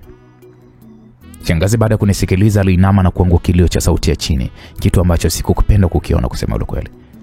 Shangazi alifuta machozi na akaniuliza, ulichoelezwa unakiamini? Nikasema hapana shangazi. Hivi mimi ningekuwa mchawi ningewazaa na kuwalea? Huyo mjukuu wangu nimpeleke wapi? Pia kuna baya gani nililokutendea lililofanana na uchawi au ushirikina? Hakuna shangazi. Basi huo ni wivu wa kuona mimi nakujali, unataka kutugombanisha. Nina watoto wa kuzaa lakini hawanijali kama wewe unavyonijali. Japo mtoto wa kakaangu, lakini umekuwa ni zaidi ya mtoto wa kumzaa. Umeweza kuonesha fadhila kwa kunijengea nyumba. Mbona hawakunijengea wao? Basi shangazi, usiwe na shaka juu yangu.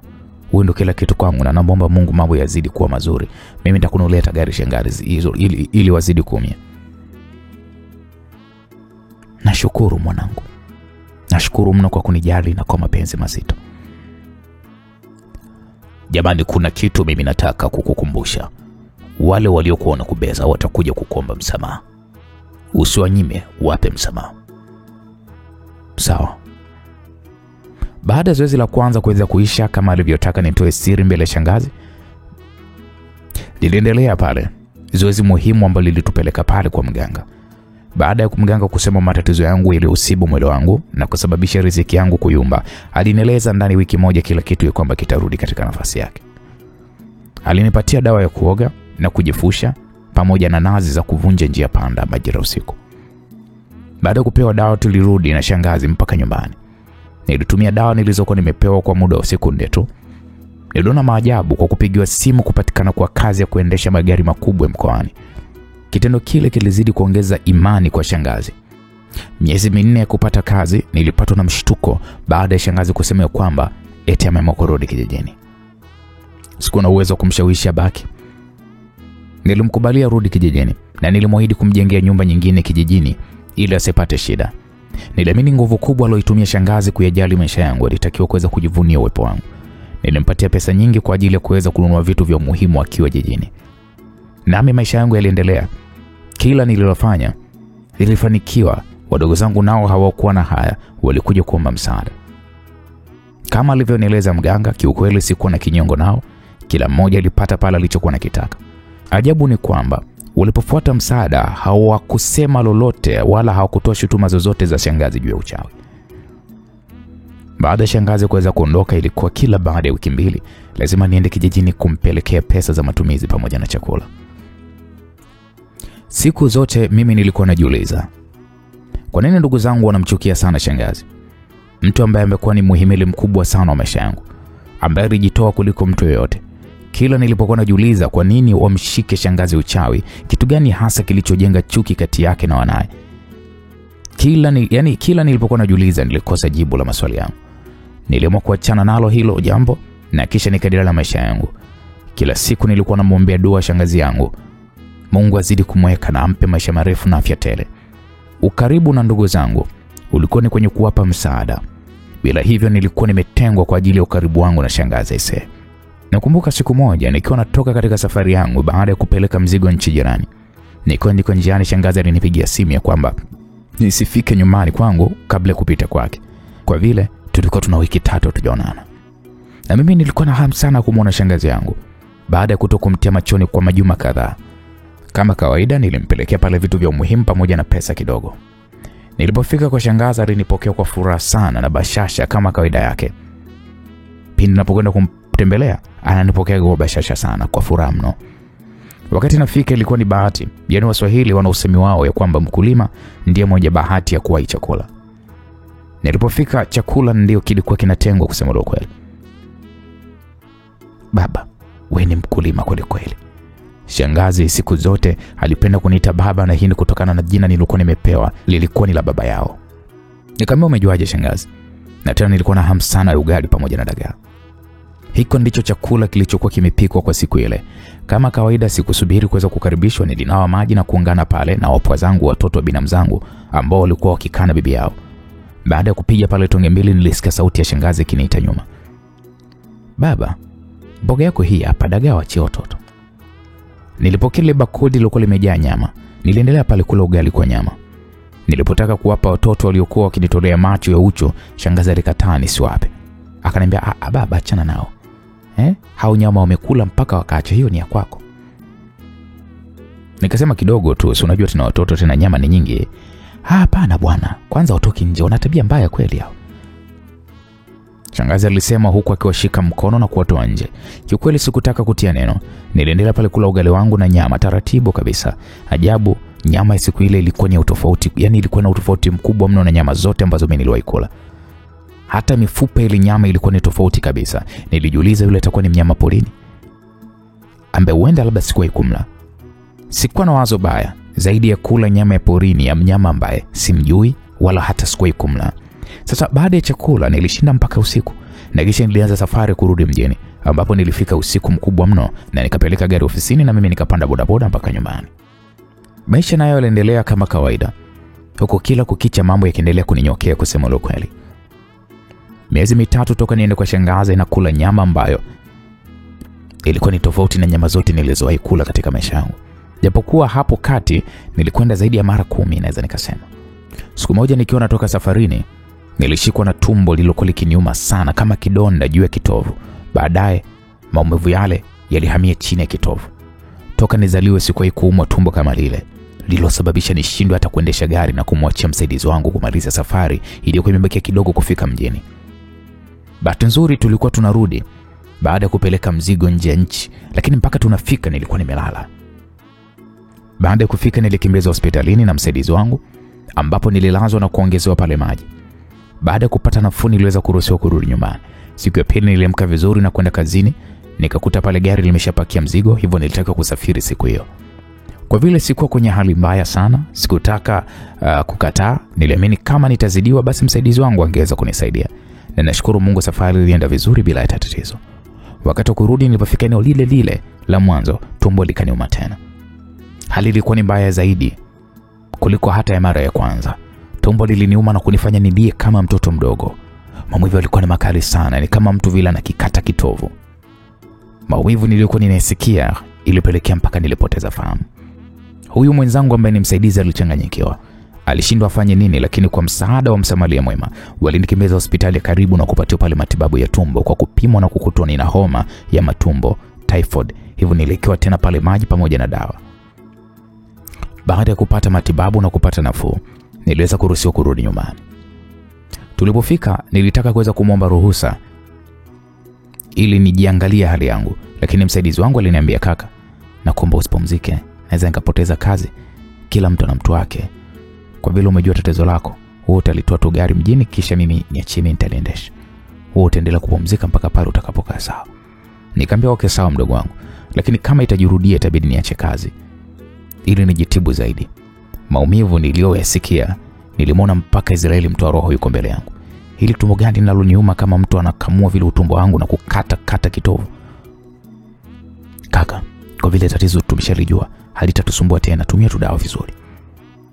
Japokuwa sikutaka kufanya kazi kutokana na madhira niliyokuwa nimekutana nayo, lakini jinsi msaidizi wangu alivyokuwa anajitoa kwangu katika matatizo yangu, niliamua kukubaliana naye. Kutokana na safari kuchelewa kwa siku 4, nilitumia nafasi ile kupumzika na kuangalia afya yangu. Siku ya pili shangazi alikuja kunijulia hali, japokuwa sikutaka watu wajue kwamba mimi nina matatizo. Sikutaka kabisa watu wajue, kwa kuwa mimi tatizo lile ningemaliza bila hata kuwatia hofu watu wengine.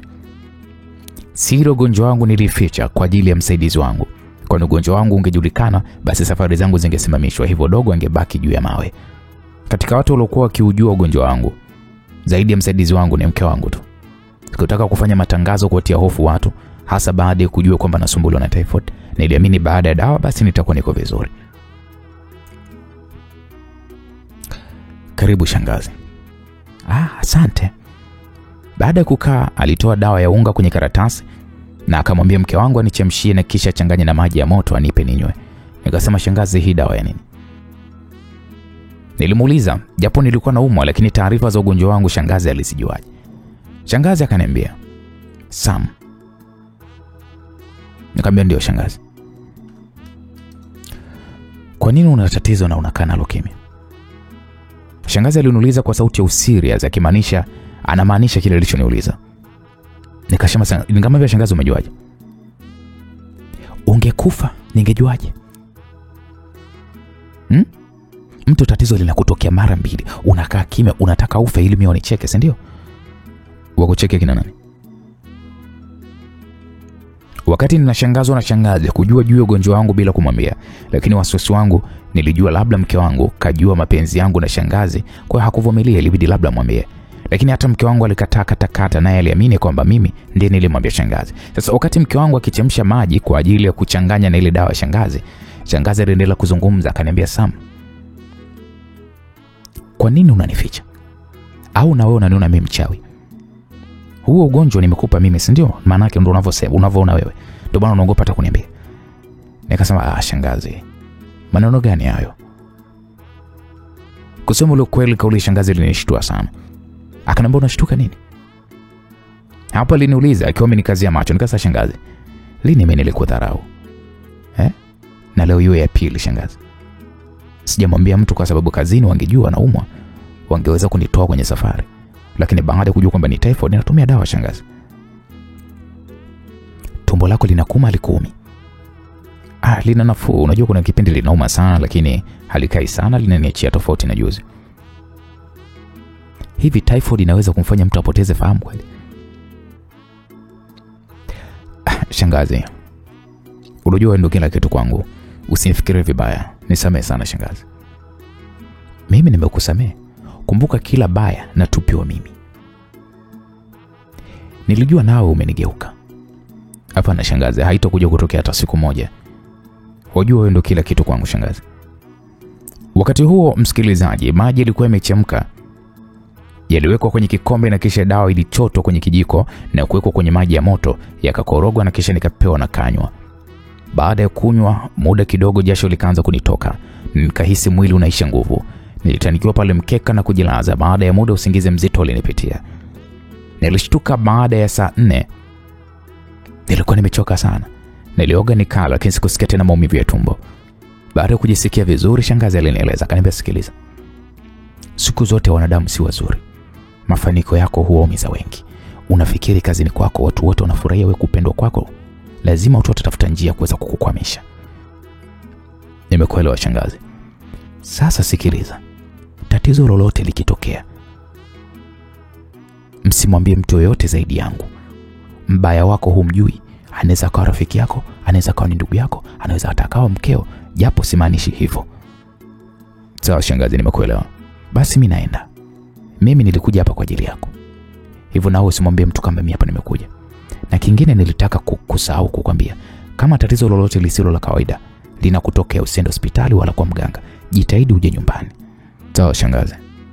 Nilimsindikiza shangazi nikiwa niko mzima kabisa. Sikusikia tena dalili za maumivu ya tumbo. Japokuwa nilijiuliza shangazi alijuaje tatizo langu ambalo hakuna tuliweza kumweleza.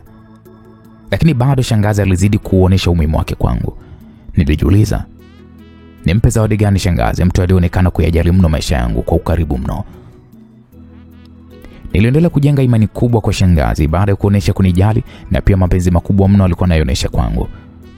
Siku ya pili niliweza kwenda kazini kama nilikuwa sijapata na tatizo lolote. Dawa za shangazi nyie zilinifanya maajabu makubwa. Niliamini kabisa bila yeye huenda ugonjwa ule ungeniua au kunitesa sana. Maisha yaliendelea huku afya yangu ikiwa kama chuma cha pua, huku nikijiuliza kuna siri gani kubwa kati ya ndugu zangu na shangazi. Kwa akili yangu niliamini shangazi yangu ni mtu mwema mwenye upendo, ila ndugu zangu walikuwa na wivu tu. Ndio sababu kubwa ndugu zangu kutengeneza uongo ili tu kunitenganisha ukaribu wangu mimi na shangazi. Miezi 4 ilikatika huku nikiendelea na kazi zangu kama kawaida. Nakumbuka siku moja baada ya kurudi nyumbani, siku hiyo usiku tulikula wali na maharage, chakula nilichokuwa nikikipenda sana. Baada ya kula tonge mbili, ghafla tumbo likaanza kuniuma, kama vile lilivyoniumaga mara ya pili mpaka shangazi akaja.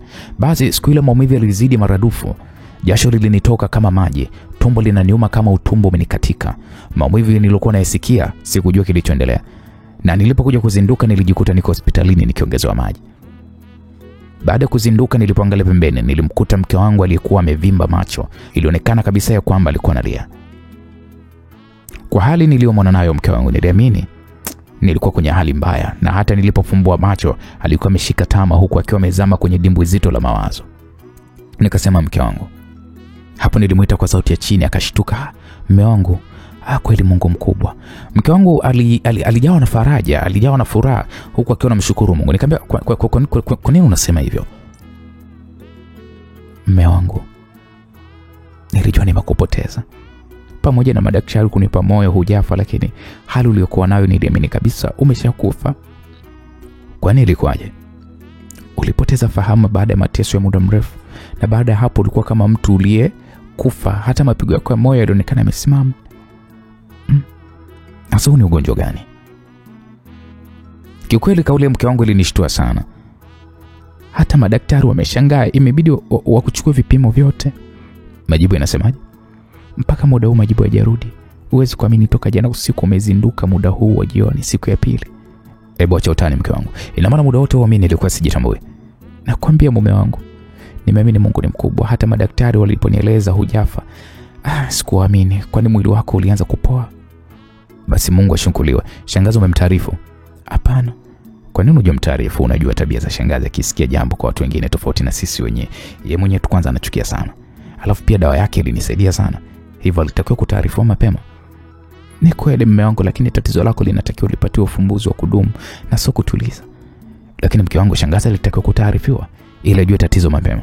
Nitamtaarifu baada ya kujua majibu ya vipimo. Na okay, sawa, kuna shida.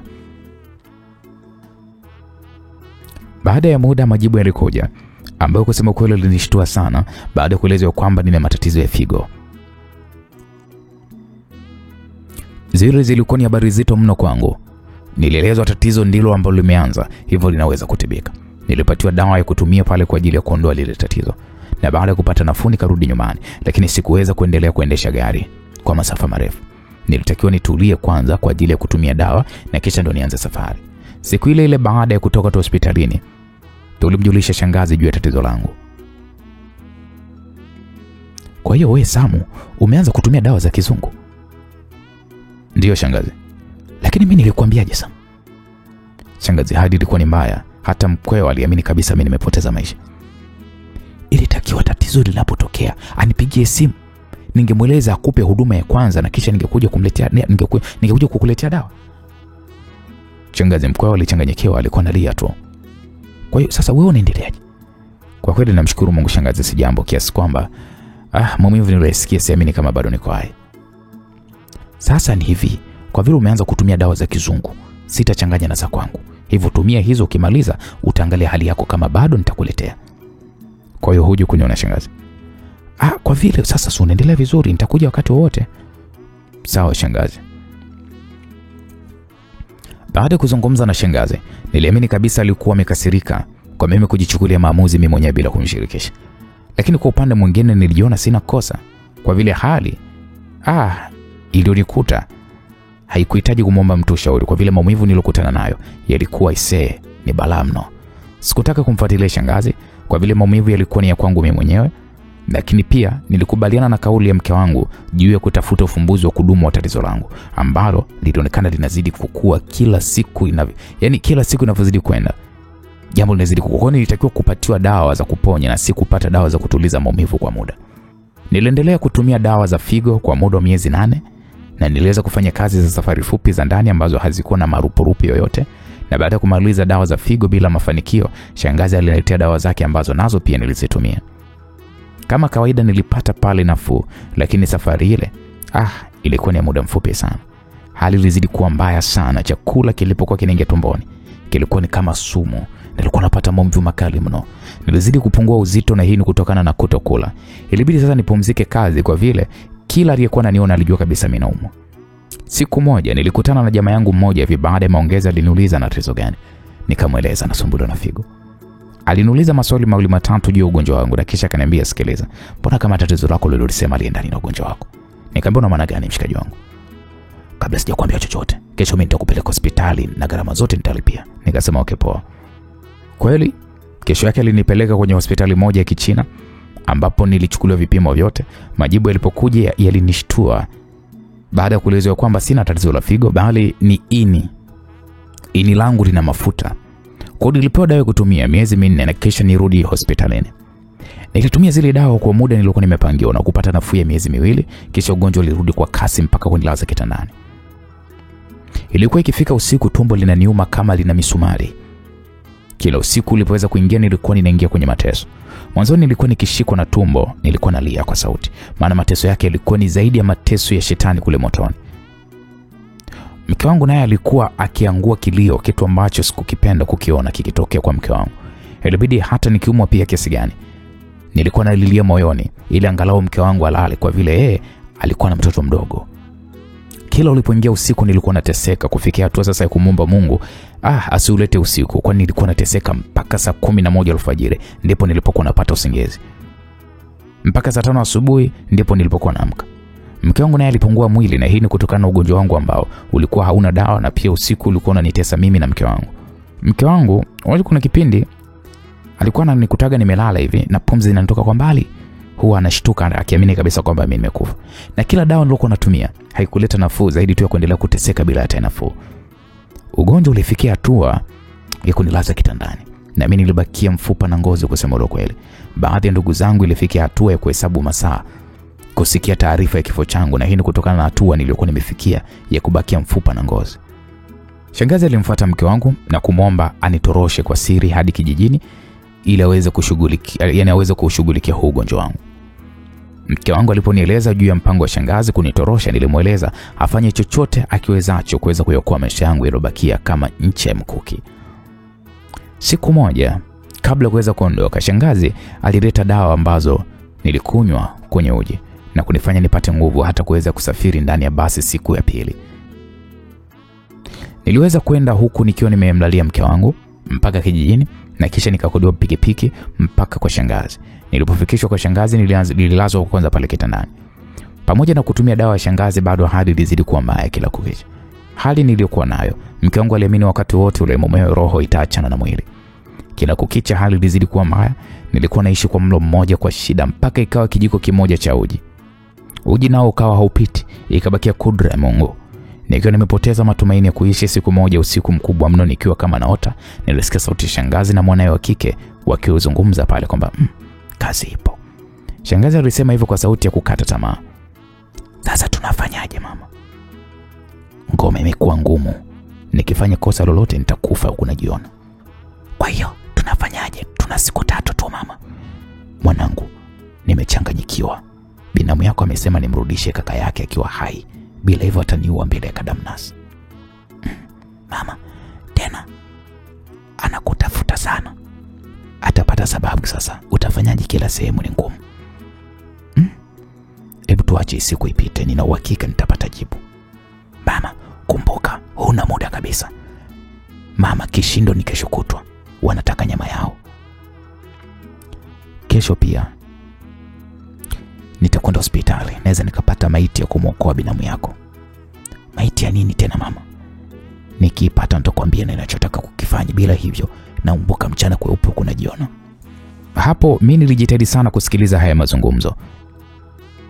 Walikuwa wanamaanisha nini kwa yote haya walikuwa wanasema? Juu ya ngoma ngumu, sijui kurudishwa kiweko hai. Nani huyo? Na maiti ya nini tena? Ina kazi gani hiyo maiti? Japokuwa nilikuwa nipo kwenye hali mbaya, lakini nilikuwa nasikia kile kilichokuwa kinasema. Mazungumzo ya shangazi na mwanae yalikuwa yakiendelea, sikusikia. Naona alipunguza sauti. Kwa vile usingizi nao ulikuwa wa shida, hata ulivyonichukua sikujua mpaka nilipokuja kuamka siku ya pili. Siku ya pili muda ulikuwa ni ule ule kutokana na hali yangu. Hawakujua muda gani mimi nimelala au nipo macho, hasa usiku. Nilimsikia shangazi akizungumza na mwanae. Sasa zoezi linaenda vizuri. Hapo nilimsikia shangazi akisema hayo. Sasa huu mzigo una kazi gani? Binamu alimuuliza mama yake. Shangazi akasema, lazima nimuue Sam ili aishi, bila hivyo nitakosa bara na pwani. Mama, tunafanyaje? Baada ya muda palipita ukimya ulioniachia maswali mengi mno. Nilijiuliza shangazi ataniwaje kisha mimi niendelee kuishi. Kwa hali niliyokuwa nayo, niliamini shangazi yangu anahangaika kuhakikisha anapona na sio kitu kingine. Japokuwa kauli yake ilikuwa ni tata, sikutaka kuumiza akili yangu ambayo ilishakata tamaa kusema ukweli. Kutokana na hali yangu niliamini kilichobakia ni kusubiri muda wangu wa Muumba kunichukua uhai wake. Sikujua muda ule ulikuwa ni saa ngapi, ila nilijua ni usiku, na hii ni kutokana na hali ya kiza kinene. Mara nilisikia sauti ya shangazi ikisema kwamba piteni ndani. Na baada ya muda nilisikia vishindo vya watu wakiingia ndani. Sikujua ni wangapi, nami nilitulia kama vile nimelala ili nione kipi kinaendelea. Na kufaje alafu tena niishi. Binadamu niliyesikia alikufa na kufufuka ni mmoja, Masihi Yesu. Basi nami ningekuwa ni wa pili. Mara nikasikia watu wakizunguka kitanda changu, huku nikisikia sauti ya kunongoneza ya shangazi, jamani, mbebeni vizuri. Nilishtukia nikibebwa nikiwa nipo kwenye shuka na kuhamishiwa chumba kingine. Sikujua kunihamisha usiku ule walikuwa wakimaanisha nini. Na mimi nilitulia ili nione mwisho wake, kwa vile sikuwa na uwezo wa kuzungumza hata kwa kujigeuza. Nilikuwa sina huo uwezo kabisa. Ila kila kitu nilikuwa nakishuhudia. Baada ya muda nilishtuka. Ningekuwa na uwezo ningeamka na kutimua mbio. Baada ya kusikia kilio cha shangazi kikimaanisha kwamba pale kuna msiba, yani mimi ndiye niliyekufa. Jamani, nimeumbuka mimi, mwanangu umeniacha bado kijana mbichi. Sauti ya shangazi hiyo. Nikamsikia mwanae naye akiwa anasema, jamani, kakangu ametutoka kipenzi changu mimi, kwa nini Mungu amemchukua mapema? Binamu naye aliongea kilio cha juu mno, na kufanya majirani pale kukusanyika usiku ule kwa ajili ya kifo changu. Nilijiuliza kufaje? Au kwa vile waliniita sikuitika, nao wakawa na uhakika gani kama mimi nimekufa bila kunipima? Hao vipi hawa? Nilitaka kutoa sauti kueleza kwamba jamani mimi sijafa, lakini sauti yangu ilikuwa haitoki. Nilijiuliza kama wakija ndani na kunikuta mzima itakuwaje. Nilitamani ninyanyuke nitoke nje, niwaambie jamani mimi sijafa, waache kulia, kwa niliamini kabisa mimi mzima sijafa. Japokuwa nilikuwa nipo kwenye hali mbaya, ndio sikatai, lakini sijafa. Kingine kilichonitisha ni shangazi kuamini kabisa ya kwamba mimi siku ya pili sitoweza kufika. Kila dakika sauti za vilio vya majirani viliongezeka. Baada ya muda sauti ilikuwa ni kubwa na kila mtu alikuwa akinielezea vile ambavyo anajua. Baada ya muda vilio vilitulia. Nikasikia watu pale wakiuliza, huu msiba mtazika lini? Shangazi akajibu, kwa vile marehemu aliumwa sana, tutazika kesho saa 5 asubuhi. Mtazika hapa au mtasafirisha usiku? Hapana, tutazika hapa. Japokuwa nilikuwa sijafa, nilishtuka kusikia kwamba mimi nazikwa kwa shangazi, wakati mjini ndipo kwenye familia yangu, na ndugu wote waliofariki nje ya makazi ya nyumbani walipelekwa kwenye makaburi ya pamoja. Sasa mimi nilibakia njia panda, nikiwa na maswali yasiyokuwa na majibu. Kwa nini zikwe huko? Kwa nini zikwe kwa shangazi? Baada mipango ya mazishi yangu kwenda vizuri, mazungumzo yaliendelea. Kwa vile nilikuwa nimechoka sana baada ya ukimya mrefu, nilipitwa na usingizi bila hata kujitambua. Sikujua nini kilichoendelea. Siku ya pili nje nilisikia pilika za maandalizi ya mazishi yangu. Na baada ya muda nilisikia watu wakisema, jamani, mwili uwekwe kwenye jeneza ili usaliwe tukauzike. Makubwa. Yaani nawekwa kwenye jeneza, nimekufa. Mimi nimekufa saa ngapi? Nilijiuliza inakuaje wanataka kwenda kunizika ili hali mimi niko hai. Nilianza kuamini maneno ya mdogo wangu kwamba shangazi ni mchawi. Lakini nilikuwa nimechelewa. Sasa ndo nakwenda kuzikwa nikiwa niko hai. Nilijiapiza pata chimbika. Japokuwa nilikuwa nusu mfu, lakini nitatafuta tu nguvu ya ziada kupambana ili kuhakikishia kwamba mimi sijafa. Baada ya muda nilisikia pale swala ya maiti nje, ikionyesha kabisa kuna maiti anaswaliwa nje ili akazikwe. Nilijiuliza, hivi ninachokisikia ni kweli au naota? Lakini niliamini kabisa sioti, bali nipo macho kabisa. Wazo jingine, labda ni kweli au wananiswalia nikiwa niko kitandani, kisha wanichukue alafu waende kunizika. Lakini nilivyokuwa najua mimi, maiti ya Kiislamu lazima nioshwe, nivishwe sanda, nisaliwe na ndipo nikazikwe. Sasa hii taratibu inakuaje? Kila ninapotaka kunyanyuka pale kitandani nashindwa. Nilipotaka kupiga kelele kwa sauti watu wajue mimi sijafa, lakini sauti nayo pili kwa haitoki. Nilitulia kitandani tu katika mwili wangu. Kiungo kilichokuwa kinafanya kazi kwa ufasaha yalikuwa ni masikio tu. Yalikuwa ni masikio tu ambacho nilikuwa nasikia kila kitu kilichokuwa kinaendelea nje. Baada ya muda nilisikia watu wakisema jeneza lilielekea makaburini. Hapo nikaanza kusikia takbir ikiashiria kwamba watu wanakwenda kuzika. La ilaha illa Allah. La ilaha. Sauti ya watu wakawa wanaitikia pia. Nyimbo kabisa za kusikika mimi nakwenda kuzikwa. Sauti ile nilisikia ikiondoka nyumbani.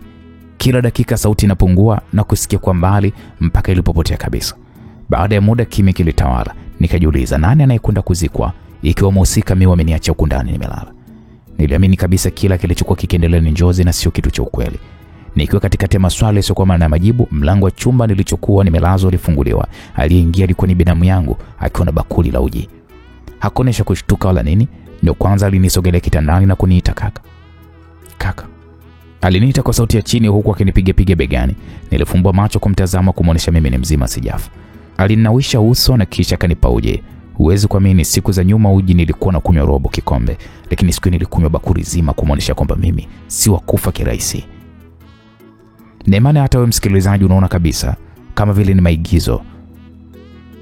Binamu yangu jana tu usiku alikuwa analia nimekufa, na kisha huyo ananiletea uji bila hata kuonesha hofu yoyote usoni mwake. Kingine kinachonichanganya, kama sio mimi, sasa ni nani aliyekwenda kuzikwa kwa jina langu? Dunia ina maajabu yake. Kuishi kwingi si kuzeeka bali ni kuyaona mengi. Na uwezo kuisifu mvua kama haijakunyea. Baada ya kunywa uji, binamu aliniambia, binamu, utapona tu. Nilitikia kwa kunyanyua tu kichwa kwa vile sauti ilikuwa haitoki. Sauti ingetoka ningemuuliza Sam gani aliyekufa na kwenda kuzikwa. Lakini nilimtazama, nilionyesha kabisa alisoma akili yangu na akaniambia, kaka, usijisikie vibaya, vyote vinavyoendelea yote ni kwa ajili ya usalama wako. Na kuhakikisha utanyanyuka kitandani na kuendelea na shughuli zako. Nilinyanyua kichwa huku machozi yakinitoka kwa kila kilichokuwa kikiendelea. Alinifuta machozi pale na kunibusu kwenye paji la uso wangu na kisha akasema kwa sauti ya chini kwamba nakupenda kakangu. Utapona. Aligeuka na kutoka nje na kuniacha mimi nikimsindikiza tu kwa macho. Baada ya kutoka nilizidi kuchanganyikiwa na kukosa majibu nini kinaendelea. Kwangu yalikuwa ni mauzauza ambayo niliwahi kuyasikia kwa watu, lakini sikuyaamini kutokana na watu wanatunga vitu jamani. Sasa ajabu, baada ya kunywa uji nilipitwa na usingizi mzito mno, na nilipokuja kushtuka ulikuwa ni usiku. Nilishtuka kumwona mdogo wangu ambaye huwa haivi chungu kimoja na shangazi, akiwa na baadhi ya ndugu wakinibeba na kuniingiza kwenye gari aina ya Noah. Usiku ule nilisafirishwa na kufikishwa kwa mganga wa jadi. Nilipofika pale, palichemshwa uji ambao uliwekwa dawa, nikanyweshwa, na baada ya muda nilianza kuhara. Nilicheua vitu vya ajabu. Vitu vinanuka kama vimeoza utumbo mpaka nikapoteza fahamu. Nilipokuja kuzinduka nilijikuta nimelala kitandani nikiongezewa maji. Ajabu, baada ya kuamka nilipozungumza sauti ilitoka, na pia kujigeuza niliweza. Baada ya kuwekewa maji nilipewa tena uji na kunywa, uji ambao ulikuwa ni mwingi uliochanganywa na dawa. Na baada ya muda nilipitiwa kweli na usingizi. Usingizi ulikuwa ni mzito kweli kweli. Msikilizaji, baada ya siku 2 hali yangu iliimarika, hata kukaa pia nilikuwa naweza kukaa, japokuwa mwili ulikuwa hauna nguvu sana, lakini nilikuwa nina afadhali kubwa. Baada ya kuwa kitandani kwa zaidi ya miezi 2 nikiwa nusu mfu, kila mmoja pamoja na mimi kujua kwamba wakati wote Muumba atachukua roho yangu. Wiki moja baadaye nilirudi katika hali yangu ya kawaida. Kila nilipokaa na mdogo wangu, kila aliponiangalia alitokwa na machozi. Siku moja tukiwa tupo wawili na ndipo aliponieleza sababu ya machozi yake. Mimi nikamuuliza, kwa nini kila siku ukinitazama unatokwa na machozi mdogo wangu? Kaka, roho inaniuma. Nilikuwa nakupoteza huku na kuona.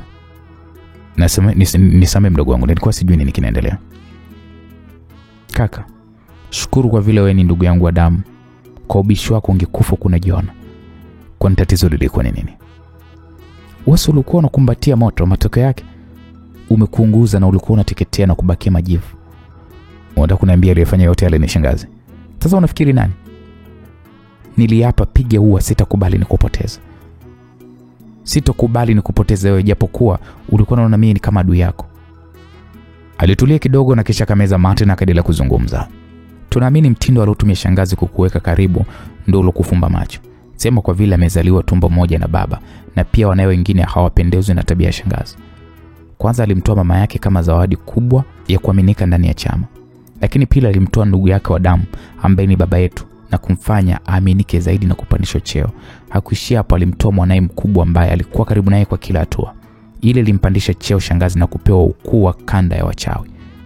Lakini kuishia hapo, alitaka kumtoa mwanae ambaye ni binamu Shabani, lakini ilishindikana kutokana na binamu kujirudisha kwa Mwenyezi Mungu. Hila zake za kumtoa mwanae ziligonga mwamba. Kwa vile alikuwa mkuu wa kanda, ndipo alipokutana na familia ya mkewe ambayo nayo ilikubaliana naye kumsaidia kumtoa binamu. Baada ya kumoa, mkewe hakuja kwa ajili ya kuishi naye, bali kumsaidia kumtoa kafara. Kila njia aliyotumia ilishindikana na muda wa kutoa sadaka ulikuwa umefika na shangazi akawa hana mtu kumtoa. Kwa vile muda ulifika bila ufumbuzi wa kumpata mtu kumtoa, ilibidi mwanachama mwingine ajitolee, mke wa mwanae ambaye hawakuwa wakiva chungu kimoja. Ikabakia kazi kwa shangazi amtoe nani. Walikubaliana mtoe mtoto wa mwanae ambaye ni mjukuu wake, mtoto wa binamu, akishirikiana na familia mkwewe. Lakini Mwenyezi Mungu hakutaka, na ndipo ilipobomboruka mapema kabla hata kutimiza malengo yao. Na ndipo ilipotokea taharuki kubwa kufikia hatua ya binamu kutaka kumkata mapanga mama yake. Unajua vizuri kabisa mtu aliyekuwa karibu na shangazi hata kuliko watoto wake wa kuzaa ni wewe na mwanae wa kike ambaye ndiye msaidizi wake kwa sasa katika kazi zake za uchawi. Ushangai kwa nini haolewi binamu, na akiolewa hachelewi kuachika. Yote hiyo ni michezo ya shangazi kuhakikisha haendi mbali na aweze kumsaidia kazi zake. Kwa vile ulikuwa karibu na shangazi, uliwahi kumuuliza kwa nini baadhi ya wanae hawampendi mama yao? Hapo aliniuliza swali hilo mdogo wangu. Nikasema aliniambia labda tu ni wivu wa mimi kuwa karibu na mama yao kuliko wao. Kwa hiyo nao kama mimi shangazi kwa maneno yake. Yaani niliamini kwa vile alikuwa ni mtu muhimu sana katika maisha yangu. Umuhimu huo kuichukua roho yako ama umuhimu gani? Unaokeka gani kama shangazi ndiye aliyehusika na matatizo yangu? Ungekuwa mdogo wangu kwa kauli yako hiyo ningeweza kukuzaba mavibao na hujui ni kiasi gani nimetoa maisha yangu kupambana na shangazi. Ushangai kufa, umekufa wewe, lakini amezikwa mwingine. Hata mimi mpaka muda huu nipo njia panda ujue. Lakini kwa nini umekuwa utumia akili kaka? Au umegozwa chizi usijua nini kinachoendelea? Ndipo hapo mpaka leo sijajua ni kipi. Kabla sijakueleza mchezo mzima ulivyokuwa, nataka nikurudishe nyuma. Baada ya wanae kugundua mama yao anawatoa sadaka ya kichawi, walimweka chini na wakamueleza kwamba mtu yeyote atakayekufa kwenye familia yao basi watamua kwa shoka. Wakati wao ambao husikii wala huoni kwa shangazi. Wanae walishamjua shangazi ni nani. Yeye mwenyewe alikiri kwa familia yake kwamba hatarudia tena na atatafuta njia kujitoa. Agano lilifanyika kwa familia yao kutokujihusisha na kitu chochote, na ndicho kilichokuwa salama yao. Kwa vile shangazi alikuwa bado yumo kwenye chama cha wachawi, hakuna njia nyingine zaidi ya kukutoa wewe. Alikuchezea michezo ambayo haukuifahamu. Yote tu kujifanya kwamba anakujali sana. Yeye ndiye aliyekuwa akikutafutia kazi na ndiye aliyokufukuzisha kazi. Kisha akakusaidia matumizi na kukutafutia tena. Kitu kilichofanya usimwone mtu yote mbele yake zaidi yake. Alianza mpango kukutoa sadaka muda mrefu mno. Na baada ya familia yake kumpiga mkwara mzito ndipo alipokuandaa wewe. Ikawa ndio zawadi yake ya mwisho ili naye awe kwenye baraza kula wachawi wasiotoa sadaka ya mtu. Wao kazi yao kula tu vya wachawi wachanga. Baada ya kila kitu kwenda vizuri, ndipo mtego wa shangazi ulipotimia. Alikutega na wewe pia ukanasa, na hukuwa na jinsi ya kutoka. Kwa vile alishakuteka akili, hata ulipoumwa ulituficha kwa vile tu shangazi alishamaliza mchezo. Baada ya kuugua, tulihangaika hospitali nyingi, kila hospitali ilitoa jibu lake mpaka shangazi alipoweza kukuletea dawa ambayo ilikuwa ni nafuu kubwa sana kiasi cha kuweza kurudi kazini. Bado shangazi akacheza na akili yako, nawe ukaongeza kumwamini. Mpaka hali ilipozidi kuwa mbaya na ukatoroka kwa siri kwenda kwa shangazi. Kama alivyokudanganya, ile ndio ilikuwa safari yako ya mwisho. Yaani ulijipeleka. Kwa vile niliapa kukupigania kaka, japokuwa wewe siku zote uliniona kama mimi adui yako, namshukuru tu aliyenieleza mpango wa shangazi juu yako. Ndiye alinishtua kwamba unatakiwa kuweza kuliwa nyama siku 3 zijazo. Siku 2 kabla ya kutangazwa msiba wako kwa shangazi, ambao ulitakiwa kufa wewe, mimi nilifika na kumuomba kuponya haraka, la sivyo ningemuua. Shangazi akiwa anatetemeka nilimueleza, wewe ukifa mngezikwa wote kaburi moja na mimi ningeenda kunyongwa. Alinieleza kwamba utapona, lakini lazima ajiongeze ili kuhakikisha wewe unatoka salama na wenzake wasijue nini kinachoendelea. Ili kuokoa maisha yako, shangazi aliniambia nimsaidie kutafuta maiti ya mtu ambaye hajazikwa ili tubadilishane na wewe. Kwa vile nilikuwa sitaki kukupoteza kama alivyopotea baba, kwa msaada wa pesa ya shangazi tulikwenda kununua mwili wa mtu hospitali ambayo ulizikwa badala yako. Wewe umejuaje? Kifo cha baba kilivumbua siri kubwa sana ya ubaya wa shangazi, na kujua ndiye aliyehusika na kifo cha bibi na baba, na pia kuelezwa kwamba kuna watu wengi tu watafuata. Akimaliza kwenye familia yake atahamia kwetu, na baada ya muda alikufa binamu mwanae wa kwanza.